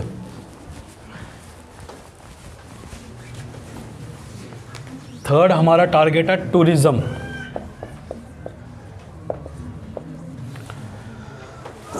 अब टूरिज़्म अकेला नहीं है, टूरिज़्म के साथ कई छोटी छोटी चीज़ें जुड़ी हुई हैं। जब कोई फॉरेनर यहाँ आता है घूमने के लिए, सबसे पहले वो रहेगा कहाँ, होटल इंडस्ट्री डेवलप होगा। अच्छा, फिर उसको टूर गाइड मिलेंगे, ये वाली हमारी सर्विस ले लो, हम तुमको 5 जगहें घुमा देंगे, 7 जगहें घुमा देंगे। तो सर्विस देने वाले सेक्टर को भी बूम मिलेगा। कौन सा, जो टूरिज़्म में सर्विस देते हैं। प्लस जो बसें हैं, जो गाड़ियां हैं जो टूरिज़्म में काम करिए, कोई टैक्सी है, कोई कुछ है, तो कोई भी ऐसा ट्रांसपोर्टेशन सिस्टम जो टूरिज़्म में काम कर रहा है उसको भी बल मिलेगा। तो टूरिज़्म के सहारे बाकी छोटे छोटे कई सेक्टर को छू लेना चाहती है मैडम, ये उसने बोला है। सही है, यहाँ तक ओके। और फोर्थ सेक्टर जो नया करना चाहते हैं वो कह रहे हैं focus on green growth. Green से हमारे दिमाग में आना चाहिए क्लीन एनर्जी, मतलब ऐसी चीज़ों का यूज़ करना चाहते हैं जिससे पोल्यूशन ना के बराबर हो और काम वैसे ही चलता रहे। मतलब गाड़ी चलानी है अगर, फॉर एग्जांपल मैं हाइड्रोजन से चलाऊं, पोल्यूशन ज़ीरो पर काम चल रहा है, ना मेरे को किसी से भीख मांगने की ज़रूरत पड़ी, दे दो सस्ता दे दो तेल, मैं मर जाऊँगा, गाड़ियाँ रुक जाएंगी, कोई ज़रूरत नहीं। हम अपने लेवल पर डेवलप होंगे ग्रीन, क्योंकि धूप तो आ रही है, सनलाइट का यूज़ करके मैं हिसाब किताब बना दूँ तो मेरे को क्या ज़रूरत है किसी को बोलने की सस्ता तेल दो। बोलेंगे हम यूज़ ही नहीं करते तेल यार, हम पोल्यूशन, हम थोड़े साफ़ सुथरे लोग हैं। तो फोर्थ उन्होंने कोशिश की फोकस ऑन ग्रीन ग्रोथ। अब हर सेक्टर में उन्होंने ग्रीन ग्रोथ को बढ़ावा दिया, वो हम जब देखते जाएंगे तो देखेंगे। Focus on green growth.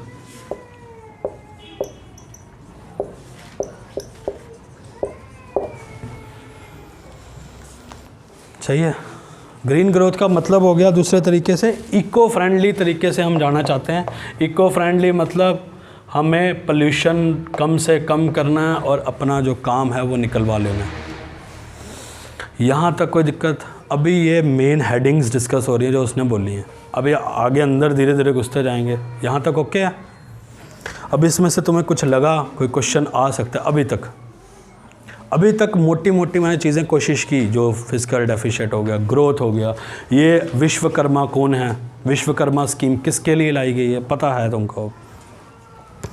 यहाँ तक ओके है ना? अब चलेंगे थोड़ा सा आगे। अब मैडम कहती हैं कि ये 4 चीज़ें तो मैं नहीं लाई हूँ, बाकी पर मैंने किस किस सेक्टर को छूने की कोशिश की है, मेरी 7 प्रायोरिटी हैं, नाम दिया है सप्तऋषि। मेरे 7 सेक्टर की तरफ झुकाव है, नाम दिया है सप्तऋषि। मैं एक चार्ट सा बना दूंगा सप्तऋषि का, खाली नाम याद रखने हैं, कहाँ कहाँ मैडम बोलना की कोशिश की, किस किस को फ़ायदा देने की कोशिश की, फिर हम आगे चलेंगे।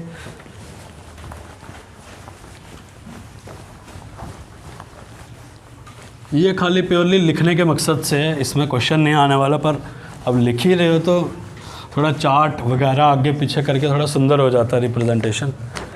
ये हमारा बजट है अमृतकाल, मैं सेंटर में लिख लूँगा अमृतकाल। पहला, इंक्लूसिव डेवलपमेंट। मैं समझाता जाऊँगा ब्रॉडली एक एक करके। पहला उन्होंने बोला इंक्लूसिव डेवलपमेंट करना है मेरे को। इंक्लूसिव डेवलपमेंट का क्या मतलब है, मैं एक सेलेक्टेड टारगेट लूँगी, किसी एक सेक्टर को पकड़ूंगी, उनको ग्रोथ करने की कोशिश करूँगी। जो मरे हुए हैं, जिनको ज़्यादा पुश की ज़रूरत है, मैं उन्हीं को डेवलप करने की कोशिश करूँगी। उसको नाम दिया इंक्लूसिव ग्रोथ। फिर आगे सेक्टर में घुसेंगे, एग्रीकल्चर को उसने कैसे सपोर्ट किया, या ग्रीन एनर्जी को कैसे सपोर्ट किया, हाइड्रोजन को कैसे किया, वो देखेंगे। उसने कहा कि मैं कुछ सेक्टर पे मेरा ज़्यादा झुकाव है, नाम दे दिया इंक्लूसिव डेवलपमेंट। सेकंड उनका टारगेट है जो उन्होंने बोला है reaching the last mile. Reaching the last mile का मतलब है हम हर बंदे तक पहुंचना चाहते हैं, चाहे वो गरीब है या अमीर है, हर बंदे को हम इस बजट के थ्रू छूना चाहते हैं। अब आगे तुम्हारा थर्ड आ गया अनलिशिंग द पोटेंशियल, मतलब जिसके अंदर पोटेंशियल है हम उसको निखारना चाहते हैं, उसको सपोर्ट करना चाहते हैं। हम डिफरेंट स्कीम्स ला रहे हैं जिसके थ्रू हम सबको सपोर्ट करना चाहते हैं, अनलिशिंग द पोटेंशियल। सही है, यहाँ तक ओके। अगला उन्होंने कहा हम फाइनेंशियल सेक्टर में कई सारी ग्रोथ लाना चाहते हैं। फाइनेंशियल सेक्टर 4, ये खाली रिप्रेजेंटेशन के लिए बना रहा हूँ, इसमें से इम्पोर्टेंट कुछ कम ही है। 5वां उन्होंने बोला ग्रीन ग्रोथ।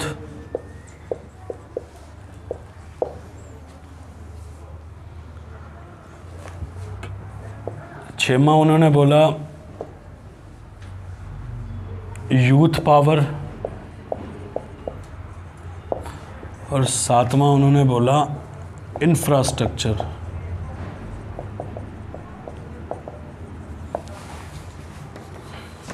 देखने में ठीक है ना, तभी बनाया ये मेन, कि चलो कुछ देखने के लिए भी अच्छा हो जाए। अब बजट पूरा कॉम्प्रिहेंसिव पढ़ने की ज़रूरत नहीं, बस इतना देख लेना है कि हाँ अच्छा यहाँ फोकस किया है। अब धीरे धीरे अंदर घुसेंगे, कहाँ कहाँ फोकस किया मैडम ने, कैसे कैसे फोकस किया।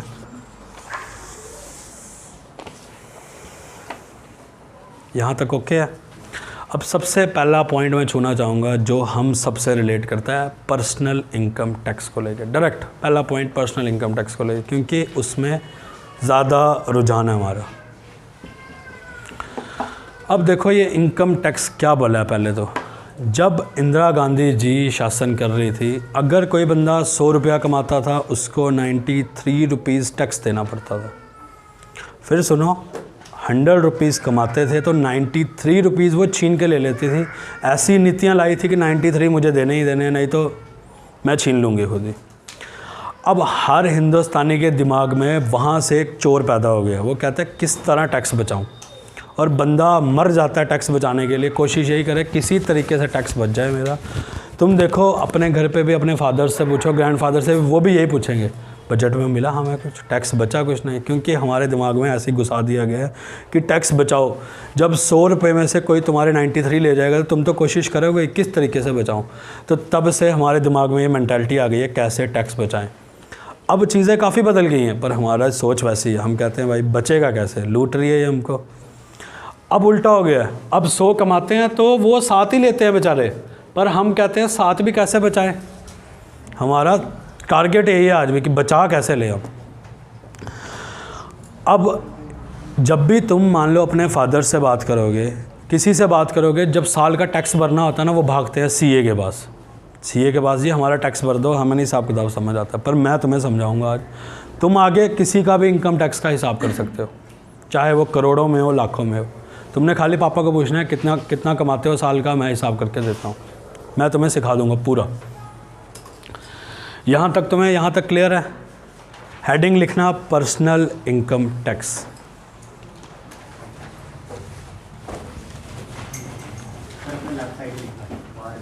यहाँ पे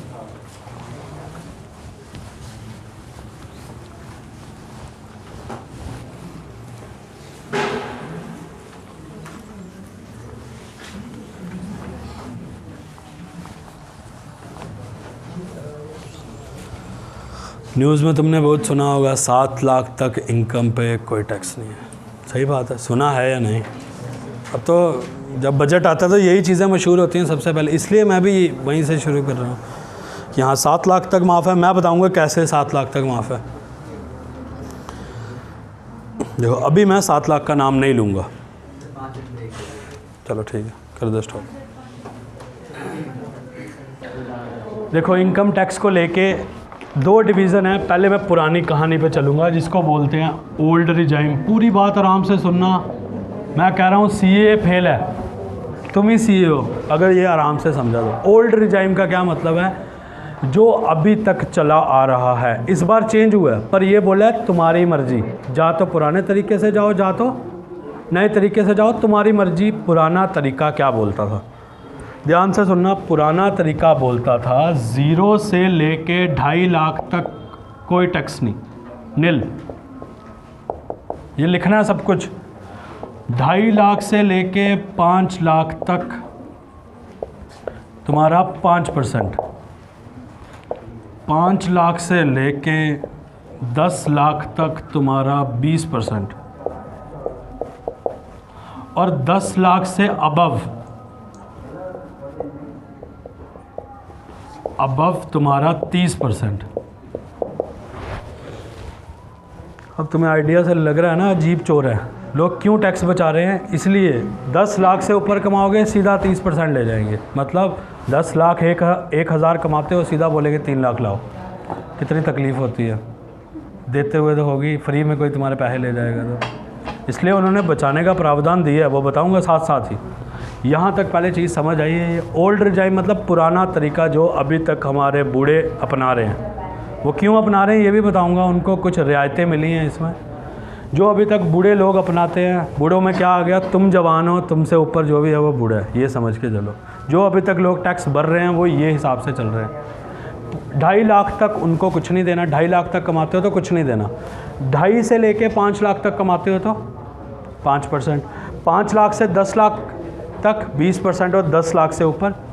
अब पहले इसको कैलकुलेट करते हैं कैसे कैलकुलेट होता है। फॉर एग्जांपल मेरी इनकम थी पहले 5 लाख और मैं ओल्ड रिजाइम के हिसाब से टैक्स भरता था, तो मैं कैसे कैलकुलेट करूँगा? ध्यान से सुनना। 2.5 लाख तक तो मुझे कुछ नहीं देना ना। अब मेरी इनकम कहाँ आ रही है? 2.5 से 5 के बीच में यहाँ पे आ रही है। तो सिर्फ ये कितना अमाउंट है 2.5 से 5 के बीच में? 2.5 से 5 के बीच में कितना अमाउंट है? खाली 2.5 लाख। इस पे मेरे को कितना देना है? 5%। 2.5 लाख पे 5% कितना हो गया? 12,500। 12,500 दूंगा तो मेरी जान बचेगी। नहीं तो नहीं छोड़ेंगे वो। नहीं तो इनकम टैक्स वाले घर पे कागज़ भेजते हैं कि भाई तेरे को ये हो जाएगा, वो हो जाएगा, जेल हो जाएगी, इतना कर जमा, इतना कर जमा। तो कहने का मतलब है ऐसा नहीं है कि 5 लाख कमाते हो तो पूरे 5 लाख पे 5%। नहीं, 5 लाख कमाते हो तो 2.5 लाख तक कुछ नहीं, जो बचा हुआ 2.5 लाख है उस पर 5%। फॉर एग्जांपल तुम पहले कमाते थे 10 लाख, तो हिसाब किताब क्या होता था? 2.5 लाख तक तो माफ़ी, 2.5 से 5 लाख तक जितना भी पैसा बनता है वो बनता है। जैसे 2.5 लाख बनता है, इस पे दे दो जी तुमको 5%। जो तुम्हारा 5 से 10 यानी कितना अमाउंट बना? 5 से 10 तुम्हारा 5 लाख, उस पे दे दो जी 10%। मतलब 12,500 यहाँ से, और ये जो 5,000 है इस पे 10% यानी 50,000 यहाँ से। मतलब 62,500 देते थे तो जान बचेगी। और एम्प्लॉयज़ तो कुछ नहीं कर सकता ना। एम्प्लॉय का तो सारा चिट्ठा है, वो उधर से ही तनख्वाह में से ही काट लेंगे। ले मज़े नहीं दे। यहाँ तक समझ आया? अब पर पुराने लोगों को ये बोला, पुराने लोग कहते हैं भाई 2.5 लाख से तो ऊपर हर कोई रेडी वाला कमाता है, भाई हमको क्या है, हम नहीं देंगे इतना। उन्होंने कुछ जगह छूट रखी है, भाई यहाँ पैसे लगाओगे तो मान लेंगे तुम इस दायरे से बाहर हो। जैसे कि यहाँ तक समझ आया? मैं बचाना भी सिखाऊंगा प्रॉपर। ये पुराने तरीके से जा रहे हैं अभी, और 90% जनता आज भी पुराने तरीके को ही फॉलो करती है और करेगी भी आगे। यहाँ तक ओके है? अब तुमने कई बार नाम सुना होगा ATC, सुना है? नाम सुना है कहीं? देखो जो भी व्यापार में इन्वॉल्व है ना, उन्होंने नाम सुना होता है ATC के तहत मुझे रिबेट चाहिए। ATC का क्या मतलब हो गया? जो हमारा पुराने इनकम टैक्स की प्रणाली थी ना, ये यहाँ पे इतना झोल झाल है। मतलब यहाँ पे 75 टाइप्स की रिबेट है। 75 टाइप्स की रिबेट है कि जैसे जैसे तुम टैक्स बचा सकते हो ऑफिशियली। वो रिबेटें याद करनी पड़ती हैं। ATC के तहत हमको 1.5 लाख तक की रिबेट मिलती है, पर मैं कहाँ कहाँ पैसा लगाऊं? अगर मैं इंश्योरेंस में पैसा लगाऊं, अगर मैं पीपीएफ में पैसा लगाऊं, अगर मैं और 1-2 कंपोनेंट दे दिए इनमें पैसा लगाऊं, तो मैं वो 1.5 लाख बचा सकता हूं। मतलब 2.5 तो मेरे पे था ही नहीं, ये 1.5 मैंने और बचा लिया। मतलब कितने तक मैं सेफ हो गया? 4 लाख तक। 2.5 तक तो मैं सेफ था और 1.5 लाख मैंने इधर इधर लगा दिया, तो गवर्नमेंट ने कहा भाई हाँ तू सेफ है। तो पहली रिबेट तुम्हें कौन सी मिलती थी? ATC। कितना अमाउंट? 1.5 लाख। मतलब कितना बचा लेते थे पुराने बंदे? 2.5 ऐसे माफ़, 1.5 ऐसे बचा लिया। कितने हो गए? 4 लाख की कमाई पे सेफ हो। पर ये 1.5 लाख लगाना इधर ही पड़ेगा तो ही वो रिबेट मिलेगी, नहीं तो नहीं मिलेगी। एक आती थी ATD, फिर ATE, फिर कई सारी घुसा के टोटल 75 है। इतनी तो CA को भी याद नहीं रहती हैं, ठीक है ना। गवर्नमेंट चाहती है ये चीज़ें आसान हो, सबकी समझ में आए, सारे अपना टैक्स खुद ही भर ले। CA के पास जाने की, हम CA के पास क्यों जाते हैं? क्योंकि हमें पता ही नहीं इसमें कितनी रिबेट, इसमें कितनी रिबेट, इसमें कितनी रिबेट। इसमें मान लो मिलती है 50,000, पर NPS में पैसा डालना जो कंपलसरी है, तो ही ये रिबेट मिलेगी। फिर मिलेगी जिसने होम लोन लिया, अगर वो होम लोन का उसका इंटरेस्ट बनता है, ब्याज देता है वो होम लोन पे 2 लाख, तो वो भी माफ़ है। तो कितना माफ़ करवा दिया अभी तक? देखो 2.5 ऐसे था, 1.5 और हो गया। कितना हो गया? 4 और 50, 6.5। और भी मतलब कोई अगर सरकारी मुलाजिम है, दवाइयाँ खरीद रहा है आगे पीछे, उसको 50,000 स्टैंडर्ड डिडक्शन और था। तो घुमा फिरा के कितने तक बचा गया? 7 लाख तक घुमा फिरा के बचा गया। फिर देखो 2.5 लाख तक माफ़ है। अगर कोई बंदा कहता है मैं नहीं करना इंश्योरेंस में, या मैं नहीं करना NPS में, वो कहेंगे चल ला फिर पैसे ला।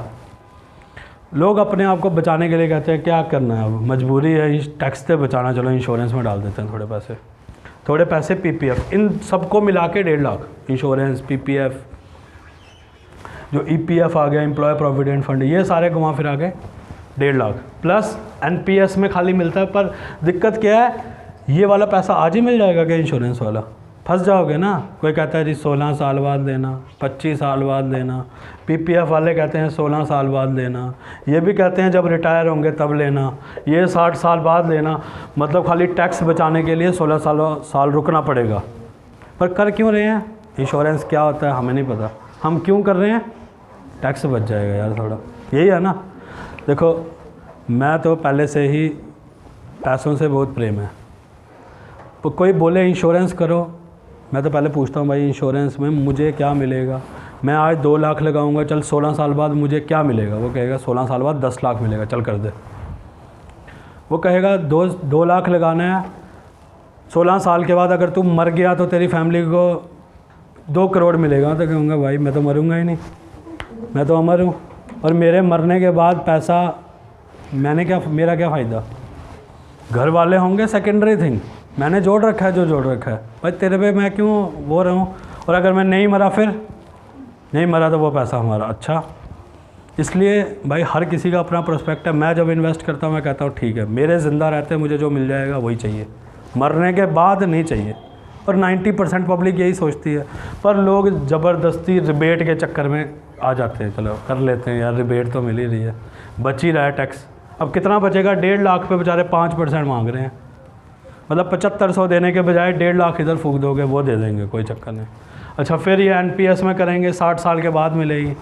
60 तो आज एवरेज मैक्सिमम एज है हम जैसे यूथ की। 60 से ऊपर बहुत मुश्किल है हमारे जैसों का सर्वाइव करना, क्योंकि हम मोमोज़ खाते हैं, स्प्रिंग रोल खाते हैं, कई चीज़ें खाते हैं। 60 से ऊपर पॉसिबल नहीं है, तो क्या करेंगे NPS का।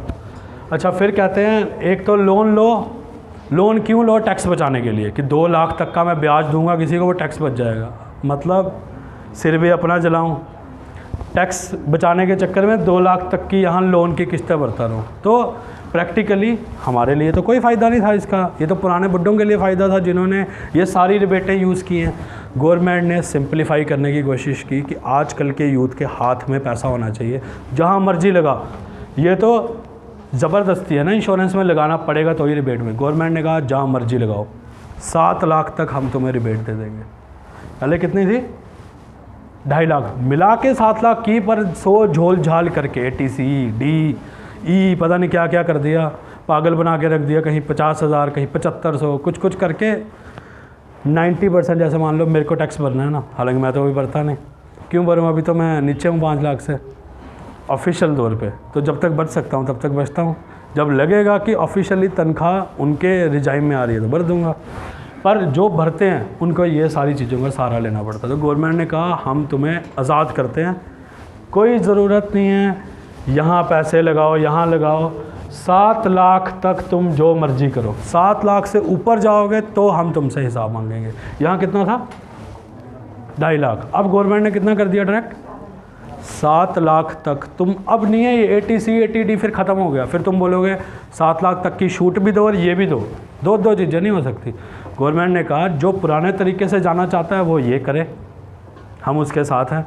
जो नए रिजाइम को फॉलो करना चाहता है ना, 7 लाख तक हम तुमसे कुछ नहीं पूछते, तुम जहाँ मर्जी पैसा लगाओ, NPS में लगाओ, इंश्योरेंस में लगाओ, चाहे ना लगाओ, मार्केट में डालो, म्यूचुअल फंड करो, हमें नहीं पता। अब तुम इतने मैच्योर हो गए हो, खुद इन्वेस्टमेंट करो, हम तुम्हें सपोर्ट नहीं करेंगे, यहाँ लगाओ, तुम आज़ाद हो, जहाँ मर्जी लगाओ, पर रिबेट मांगने नहीं आना। अब रिबेट ख़त्म। प्रैक्टिकली ठीक किया या गलत किया तुम्हारे हिसाब से? ठीक, हमने क्या करनी है ना, हमने लोन लिया, नहीं लिया ना होम लोन, तो 2 लाख की रिबेट हमारे किस काम की? ना हमको ये इंश्योरेंस करना है, ना हमको PPF करना है, तो हमारे लिए तो ये बकवास सी रिबेट थी। हमारे लिए गवर्नमेंट ने बोल दिया 7 लाख तक खाओ पियो जैशी मारो, उसके बाद हमसे बात करना, 7 लाख के ऊपर आएगा हम पर्चा भेज देंगे। यहाँ तक समझ आया? ये है ओल्ड रिजाइम, इसमें कुछ नहीं छेड़ा मैडम ने, बिल्कुल सेम रखा जो था। अब देश चाहता है कि हमारा टैक्स सिस्टम बहुत कॉम्प्लेक्स है। पर्सनल टैक्स देख रहा तुमने कितना खतरनाक है ये। अभी तो ये मैंने बोला 75 टाइप की रिबेट है, तुम्हें मोटी मोटी बताई है, ये अंदर घुस घुस के हैं। ATC E ATC F, कहीं 7500 कहीं 500। जैसे अगर किसी ने अपने बच्चों की फ़ीस भरनी है, उसके लिए तुम्हें 1000 रुपये का रिबेट मिलता है महीने का, ऐसा भी कुछ बड़े सारे क्लॉज हैं अंदर। तो गवर्नमेंट चाहती है हम अपने टैक्स को बिल्कुल सिंप्लीफाई कर दें, इसलिए हम न्यू रिजाइम की तरफ बढ़ेंगे। और गवर्नमेंट ने इनको कोई छूट नहीं दी, क्योंकि गवर्नमेंट खुद चाहती है सारे किस में जाएँ, सारे न्यू रिजाइम को फॉलो करें। अब मैं तुम्हें नया रिजाइम लिखाऊंगा जो इस साल नया आया है, इसके हिसाब से गवर्नमेंट ने तुमको क्या क्या बोला। यहाँ तक पहली चीज़ सही है, यहाँ तक समझ आया ओल्ड रिजाइम। अब आते हैं नई न्यू रिजाइम पे। और हमारे लिए कोई कंपल्शन नहीं है, आज भी तुम ओल्ड भी फॉलो कर सकते हो, पुराना भी फॉलो कर सकते हो, तुम्हें फुल छूट दी गई है। ये फुल नोट करना, इसमें से एक एक चीज़ मोस्ट इम्पॉर्टेंट है। अब आते हैं न्यू रिजाइम पे जो इस साल लाया उन्होंने इस बजट में। पहले उन्होंने कहा, देखो टेंशन लेने की जरूरत नहीं, मैंने 7 लाख बोला, मैं अड़िग हूँ फिलहाल, ये पर लिखना पड़ेगा 0 से 3 लाख नील। मुझे पता है क्या क्वेश्चन है, पर पहले लिख लो, कोई बात नहीं। 0 से 3 लाख नील, 3 लाख से 6 लाख 5%, 6 से 9 लाख 10%, 9 से 12 लाख 15%,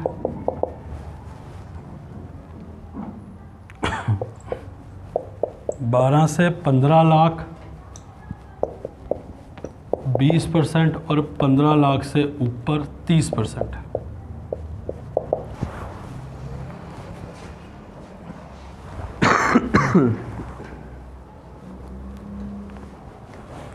देखो एक तो मैनर में तुमको याद हो जाएगा ना, कैसे मैं बताऊंगा। 7 लाख मैंने क्या बोला, ये क्या है, फिलहाल याद करते हैं। 0 से 3 लाख नील, 3 से 6 लाख 5%, 6 से 9 10%, 9 से 12 15% और 12 से 15 20%। और 15 लाख से ऊपर जो कमाता है उसको फुल फ्लैट 30% देना पड़ेगा, उसको कोई छूट नहीं है। यहाँ तक समझ आया?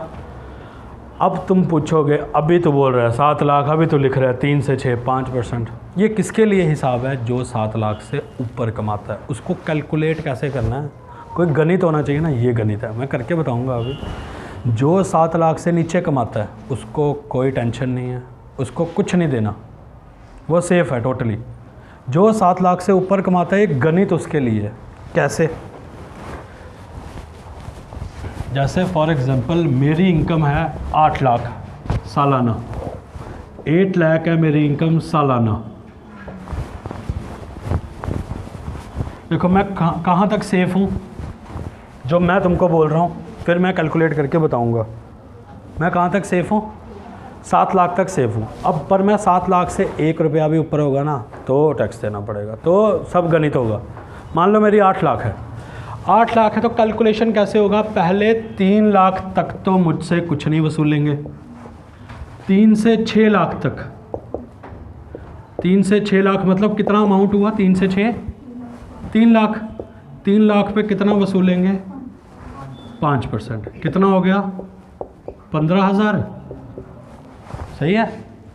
अच्छा अब आते हैं, मैं कहाँ तक आता हूँ, लिमिट कहाँ तक है 6 से, पर मैं कहाँ आता हूँ 8 लाख तक ही है ना मेरी मैक्सिमम लिमिट, तो 6 से 8 लाख मतलब कितना अमाउंट है, इस पे मुझे कितना देना पड़ेगा 10%, कितना हो गया 20,000, टोटल कितना हो गया 20,000 प्लस 15,000, 35,000 दूंगा तो मेरी जान बचेगी अब। पर इस बार डिडक्शंस कुछ नहीं है, मतलब सारे घुमा फिरा के जंजरों से तुम्हें निकाल लिया। अब नहीं बताना है इस 8 लाख में से इतनी छूट चाहिए इतनी चाहिए, वो कहेंगे छूट छाट कोई नहीं है। अगर न्यू रिजाइम में आए हो कोई छूट नहीं, पुराने रिजाइम में आए हो तो 2.5 लाख तक माफ़ है, बाकी डिडक्शंस दे रहे हैं, यहाँ इन्वेस्ट करो, उसके बाद जाके कैलकुलेट होगा। इधर रिडक्शन वाला कोई लफड़ा ही नहीं है, नहीं है ना लफड़ा तुम्हारे सामने, ये ज़्यादा साफ़ सुथरा है हमारे हिसाब से। समझ आ रही है यहाँ तक। अब जो 7 लाख तक की कमाई करता है ना, उसका भी एक बार हिसाब ब्यूरा बना लेते हैं कि इस हिसाब से उसका क्या होगा। 7 लाख की जो इनकम कमाता है उसको 3 लाख तक तो कुछ नहीं, सुनो पूरी कहानी सुनना, डरना नहीं। 3 से 6 कितना हो गया 5%, मतलब 3 लाख पे 5%, जो बचा हुआ 1 लाख है उस पर 10%, ये कितना हुआ 15,000, ये कितना हुआ मान लो 10,000 फॉर एग्जांपल, अमाउंट कितना बना 25,000। अब देखो सरकार का एक तरीका होता है टैक्स वसूली का, तुम क्या करोगे, ये 25,000 पहले सरकार को पे करोगे, सरकार थोड़े दिनों बाद तुम्हें वापस दे देगा वो पैसा, क्योंकि वो कहता है 7 लाख तक हम तुम्हें नहीं छेड़ेंगे। पर प्रोसीजर क्या होता है कि तुमने पहले उनको देना है, जो नौकरी वाले हैं उनको तो देना पड़ेगा, जो काम काज वाले हैं वो नहीं देते, वो कहते हैं 7 लाख तक माफ़ है, तो फिर गाली नहीं करनी साढ़े करना। 25,000 जो नौकरी वाले हैं वो उनसे ले लेंगे पहले 25,000, फिर 1-2 महीने बाद उनको वापस दे देंगे कि लो भाई तुम 7 लाख तक माफ़ी थी, प्रोसीजर के हिसाब से तुमने हमको दिया, अब हम तुम्हें वापस दे रहे। तो ऑफिशियली मुक्ति बात यह है 7 लाख तक कुछ नहीं देना, 7 लाख के ऊपर बढ़ोगे तो टैक्स देना पड़ेगा। नौकरी वालों के लिए न्यू रिजाइम में भी एक और रिडक्शन है, उनको 50,000 तक की और छूट मिली है, खाली गवर्नमेंट जॉब्स, जो गवर्नमेंट जॉब्स में प्लस जो पेंशन में है, जो पेंशन लेते हैं, मतलब नौकरी पेशा वालों के लिए छूट कहाँ तक आती है 7,50,000। तो आज तुम पूरा गणित सीख गए हो, तुम्हारे घर पे कोई जॉब वाला है, तुम उसको खुद कैलकुलेट करके बताना कि भाई तेरा इतना टैक्स बनता है। अगर तेरे को नहीं समझ आ रहा तो मैं समझाता हूँ, बड़े बड़े विद्वानों को ये समझ नहीं आती, तुम जितनी मर्जी वीडियोस देखना यूट्यूब पे नहीं आएगी समझ, पर मैंने बहुत सिंप्लीफाइड तरीके से तुमको समझा दिया। ये ओल्ड रिजाइम था पहले, अब न्यू रिजाइम है, और तुम दोनों में से किसी को भी फॉलो कर सकते हो। पर गवर्नमेंट चाहती है कि जो नए लोग हैं वो न्यू रिजाइम में जाएं, पुराने रिजाइम में बहुत सारे 75 टाइप की वो डिडक्शन है, वो आम लोगों को समझ नहीं आती, वो सीए को भी याद नहीं है। तुम किसी सीए से पूछना भाई कितनी डिडक्शन है, 2-4 बता देगा, ईटीसी ईटीडी, बाकी बोलेगा मेरे को नहीं पता, देख ले तो खुद देख। तो हमारा नुकसान है ना, हम नए से भरेंगे तो हमको सब कुछ पता है कि भाई कुछ नहीं बताना, साफ़ सुथरे हैं, आराम से चल पड़ेंगे। खाली एक लाइन लिख लो जो बार बार मैंने रिपीट की, 7 लाख तक कुछ नहीं देना। लिखना, finance minister Nirmala Sitharaman announce income tax rebate limit exceed to 7 lakh, 7 lakh तक हमें छूट दे दी गई।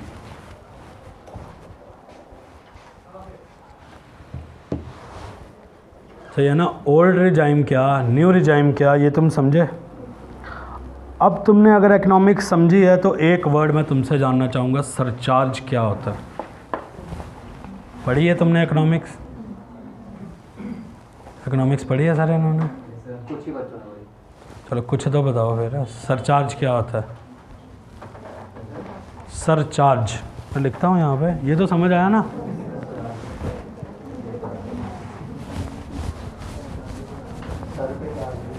सर पे चार्ज लग गया।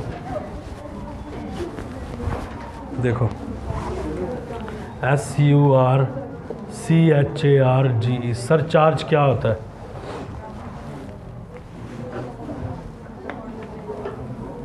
सरचार्ज देखो मतलब एक्स्ट्रा क्यों करना है, सरचार्ज क्या है, मैं यही पूछ रहा हूँ। What is surcharge? देखो गवर्नमेंट ने क्या हिसाब किताब लाया, ये हमारे अरुण जेटली साहब थे, इन्होंने एक स्कीम लाई जिसको इन्होंने नाम दिया सरचार्ज। सरचार्ज का क्या मतलब हो गया? हमारे देश में एक दिक्कत है, अमीर ज़्यादा अमीर है और गरीब बहुत ज़्यादा गरीब है। इन दोनों को मैच करने के लिए उसने कहा कि जो बहुत ज़्यादा अमीर है ना, मैं उससे एक्स्ट्रा टैक्स लूँगा। कैसे लूँगा? सीधे तरीके से तो वो देगा नहीं।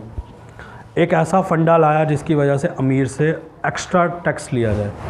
सरचार्ज का एक्चुअली में मीनिंग क्या होता है? लिखना है तुमने tax on tax. Tax on tax इसको बोलते हैं सरचार्ज। मैं समझाऊंगा क्या होता है सरचार्ज का मीनिंग क्या होता है। सरचार्ज बहुत इंपॉर्टेंट टर्म है ये, पर अमीरों के ऊपर मार पड़ी है, तुमको टेंशन नहीं है। पर इस बार मैडम ने थोड़ा छुटकारा दिया अमीरों को भी कि अमीर तो है तो हमारा ही है, इतना नहीं लूटेंगे किसी को कि वो पागल ही हो जाए, भाग ही जाए देश से। अब देखो सरचार्ज क्या होता है। फॉर एग्ज़ाम्पल तुमने ये घुमा फिरा के तुमको टैक्स देना है, तुमको गवर्नमेंट को टैक्स देना है 2 लाख, सही है? तुमको गवर्नमेंट को टैक्स देना है 2 लाख। गवर्नमेंट ने कह दिया कि जिस बंदे का टैक्स 2 लाख से ऊपर होगा उसके ऊपर हम सरचार्ज लगाएंगे 25%। सरचार्ज का मतलब है 25%। सरचार्ज का मतलब है जो उसने टैक्स दिया है ना, इसका 25% और दे। पर किसका? टोटल इनकम का नहीं, सिर्फ जो टैक्स है इसका 25% और दे। सरचार्ज होता है टैक्स के ऊपर टैक्स। तो ये किस लिए है? अमीर से और पैसा वसूलने के लिए सरकार ने एक कंसेप्ट रखा है, आज का नहीं बहुत पुराना है, जिसको बोलते हैं सरचार्ज। सरचार्ज में क्या बोला गया? अगर तुम सरकार को 2 लाख देते हो टैक्स, इसके ऊपर 25% सरचार्ज दो। क्यों दो? क्योंकि तुम अमीर हो, बस ये एक ही वजह है। 25% किसका? इसका 25% कितना हो गया? 50,000 और, मतलब 2 लाख तो तुमको देना ही देना है और अमीर होने का और दो। टोटल कितना दो? 2,50,000। सही है? ये वर्ड मैं समझा रहा हूँ सरचार्ज। सरचार्ज को इस बजट में कम किया गया। क्या बोला? जो 5 करोड़ से ज़्यादा इनकम कमाते हैं, देखो 15 लाख से जो इनकम ऊपर कमाते हैं उनको कितना % टैक्स लगता है? अभी तुम्हें बताया कितना लगता है? 30%। पर देखो कई लोग तो करोड़ों से भी ऊपर कमाते हैं ना, कई लोग कमाते हैं करोड़ों से ऊपर। पहले क्या इन्होंने रुझान रखा था कि जो 5 करोड़ से ऊपर कमाता है उसके ऊपर 30% टैक्स तो फ्लैट लेंगे उससे, ये तो टैक्स लेंगे ही, प्लस उस पर कितना सरचार्ज लगाएंगे? सरचार्ज लगाएंगे 37%। सरचार्ज 37%, मतलब 5 करोड़ पे 30% टैक्स। मान लो फॉर एग्जांपल उस बंदे ने बेचारे ने 2 करोड़ टैक्स दे दिया, फॉर एग्जांपल 2 करोड़ क्या दे दिया, और जितना टैक्स दिया उसके ऊपर कितना सरचार्ज देना है? 37%। तो 2 करोड़ का 37% कर लो, 37 लाख इंटू 2 कर लो एक हिसाब से, मतलब 74 लाख और दे। टोटल कितना दे? 2 करोड़ 74 लाख दे। मतलब क्यों दे? क्योंकि तू अमीर है। ये 74 लाख एक्स्ट्रा क्यों ले रहे हैं? क्योंकि तू बहुत एक्स्ट्रा ऑर्डिनरी अमीर है। बात समझ आ रही है? गवर्नमेंट ने बोल दिया इस बजट में इसको घटा दिया गया। जो सरचार्ज 37% लगता था उसको थोड़ा सा घटा के इन्होंने कितना कर दिया? 25% कर दिया कि भाई भाग ना जाना इधर से कहीं, तुम्हारे भरोसे ही सरकारें चलती हैं। तो अब सरचार्ज जो पहले 37% था, इस साल से कितना लगेगा? वो 25%। ये भी तुमको बताना ज़रूरी है, ये तुम्हारे काम की चीज़ है। बस आज हम इतना ही रखेंगे। अगर तुमको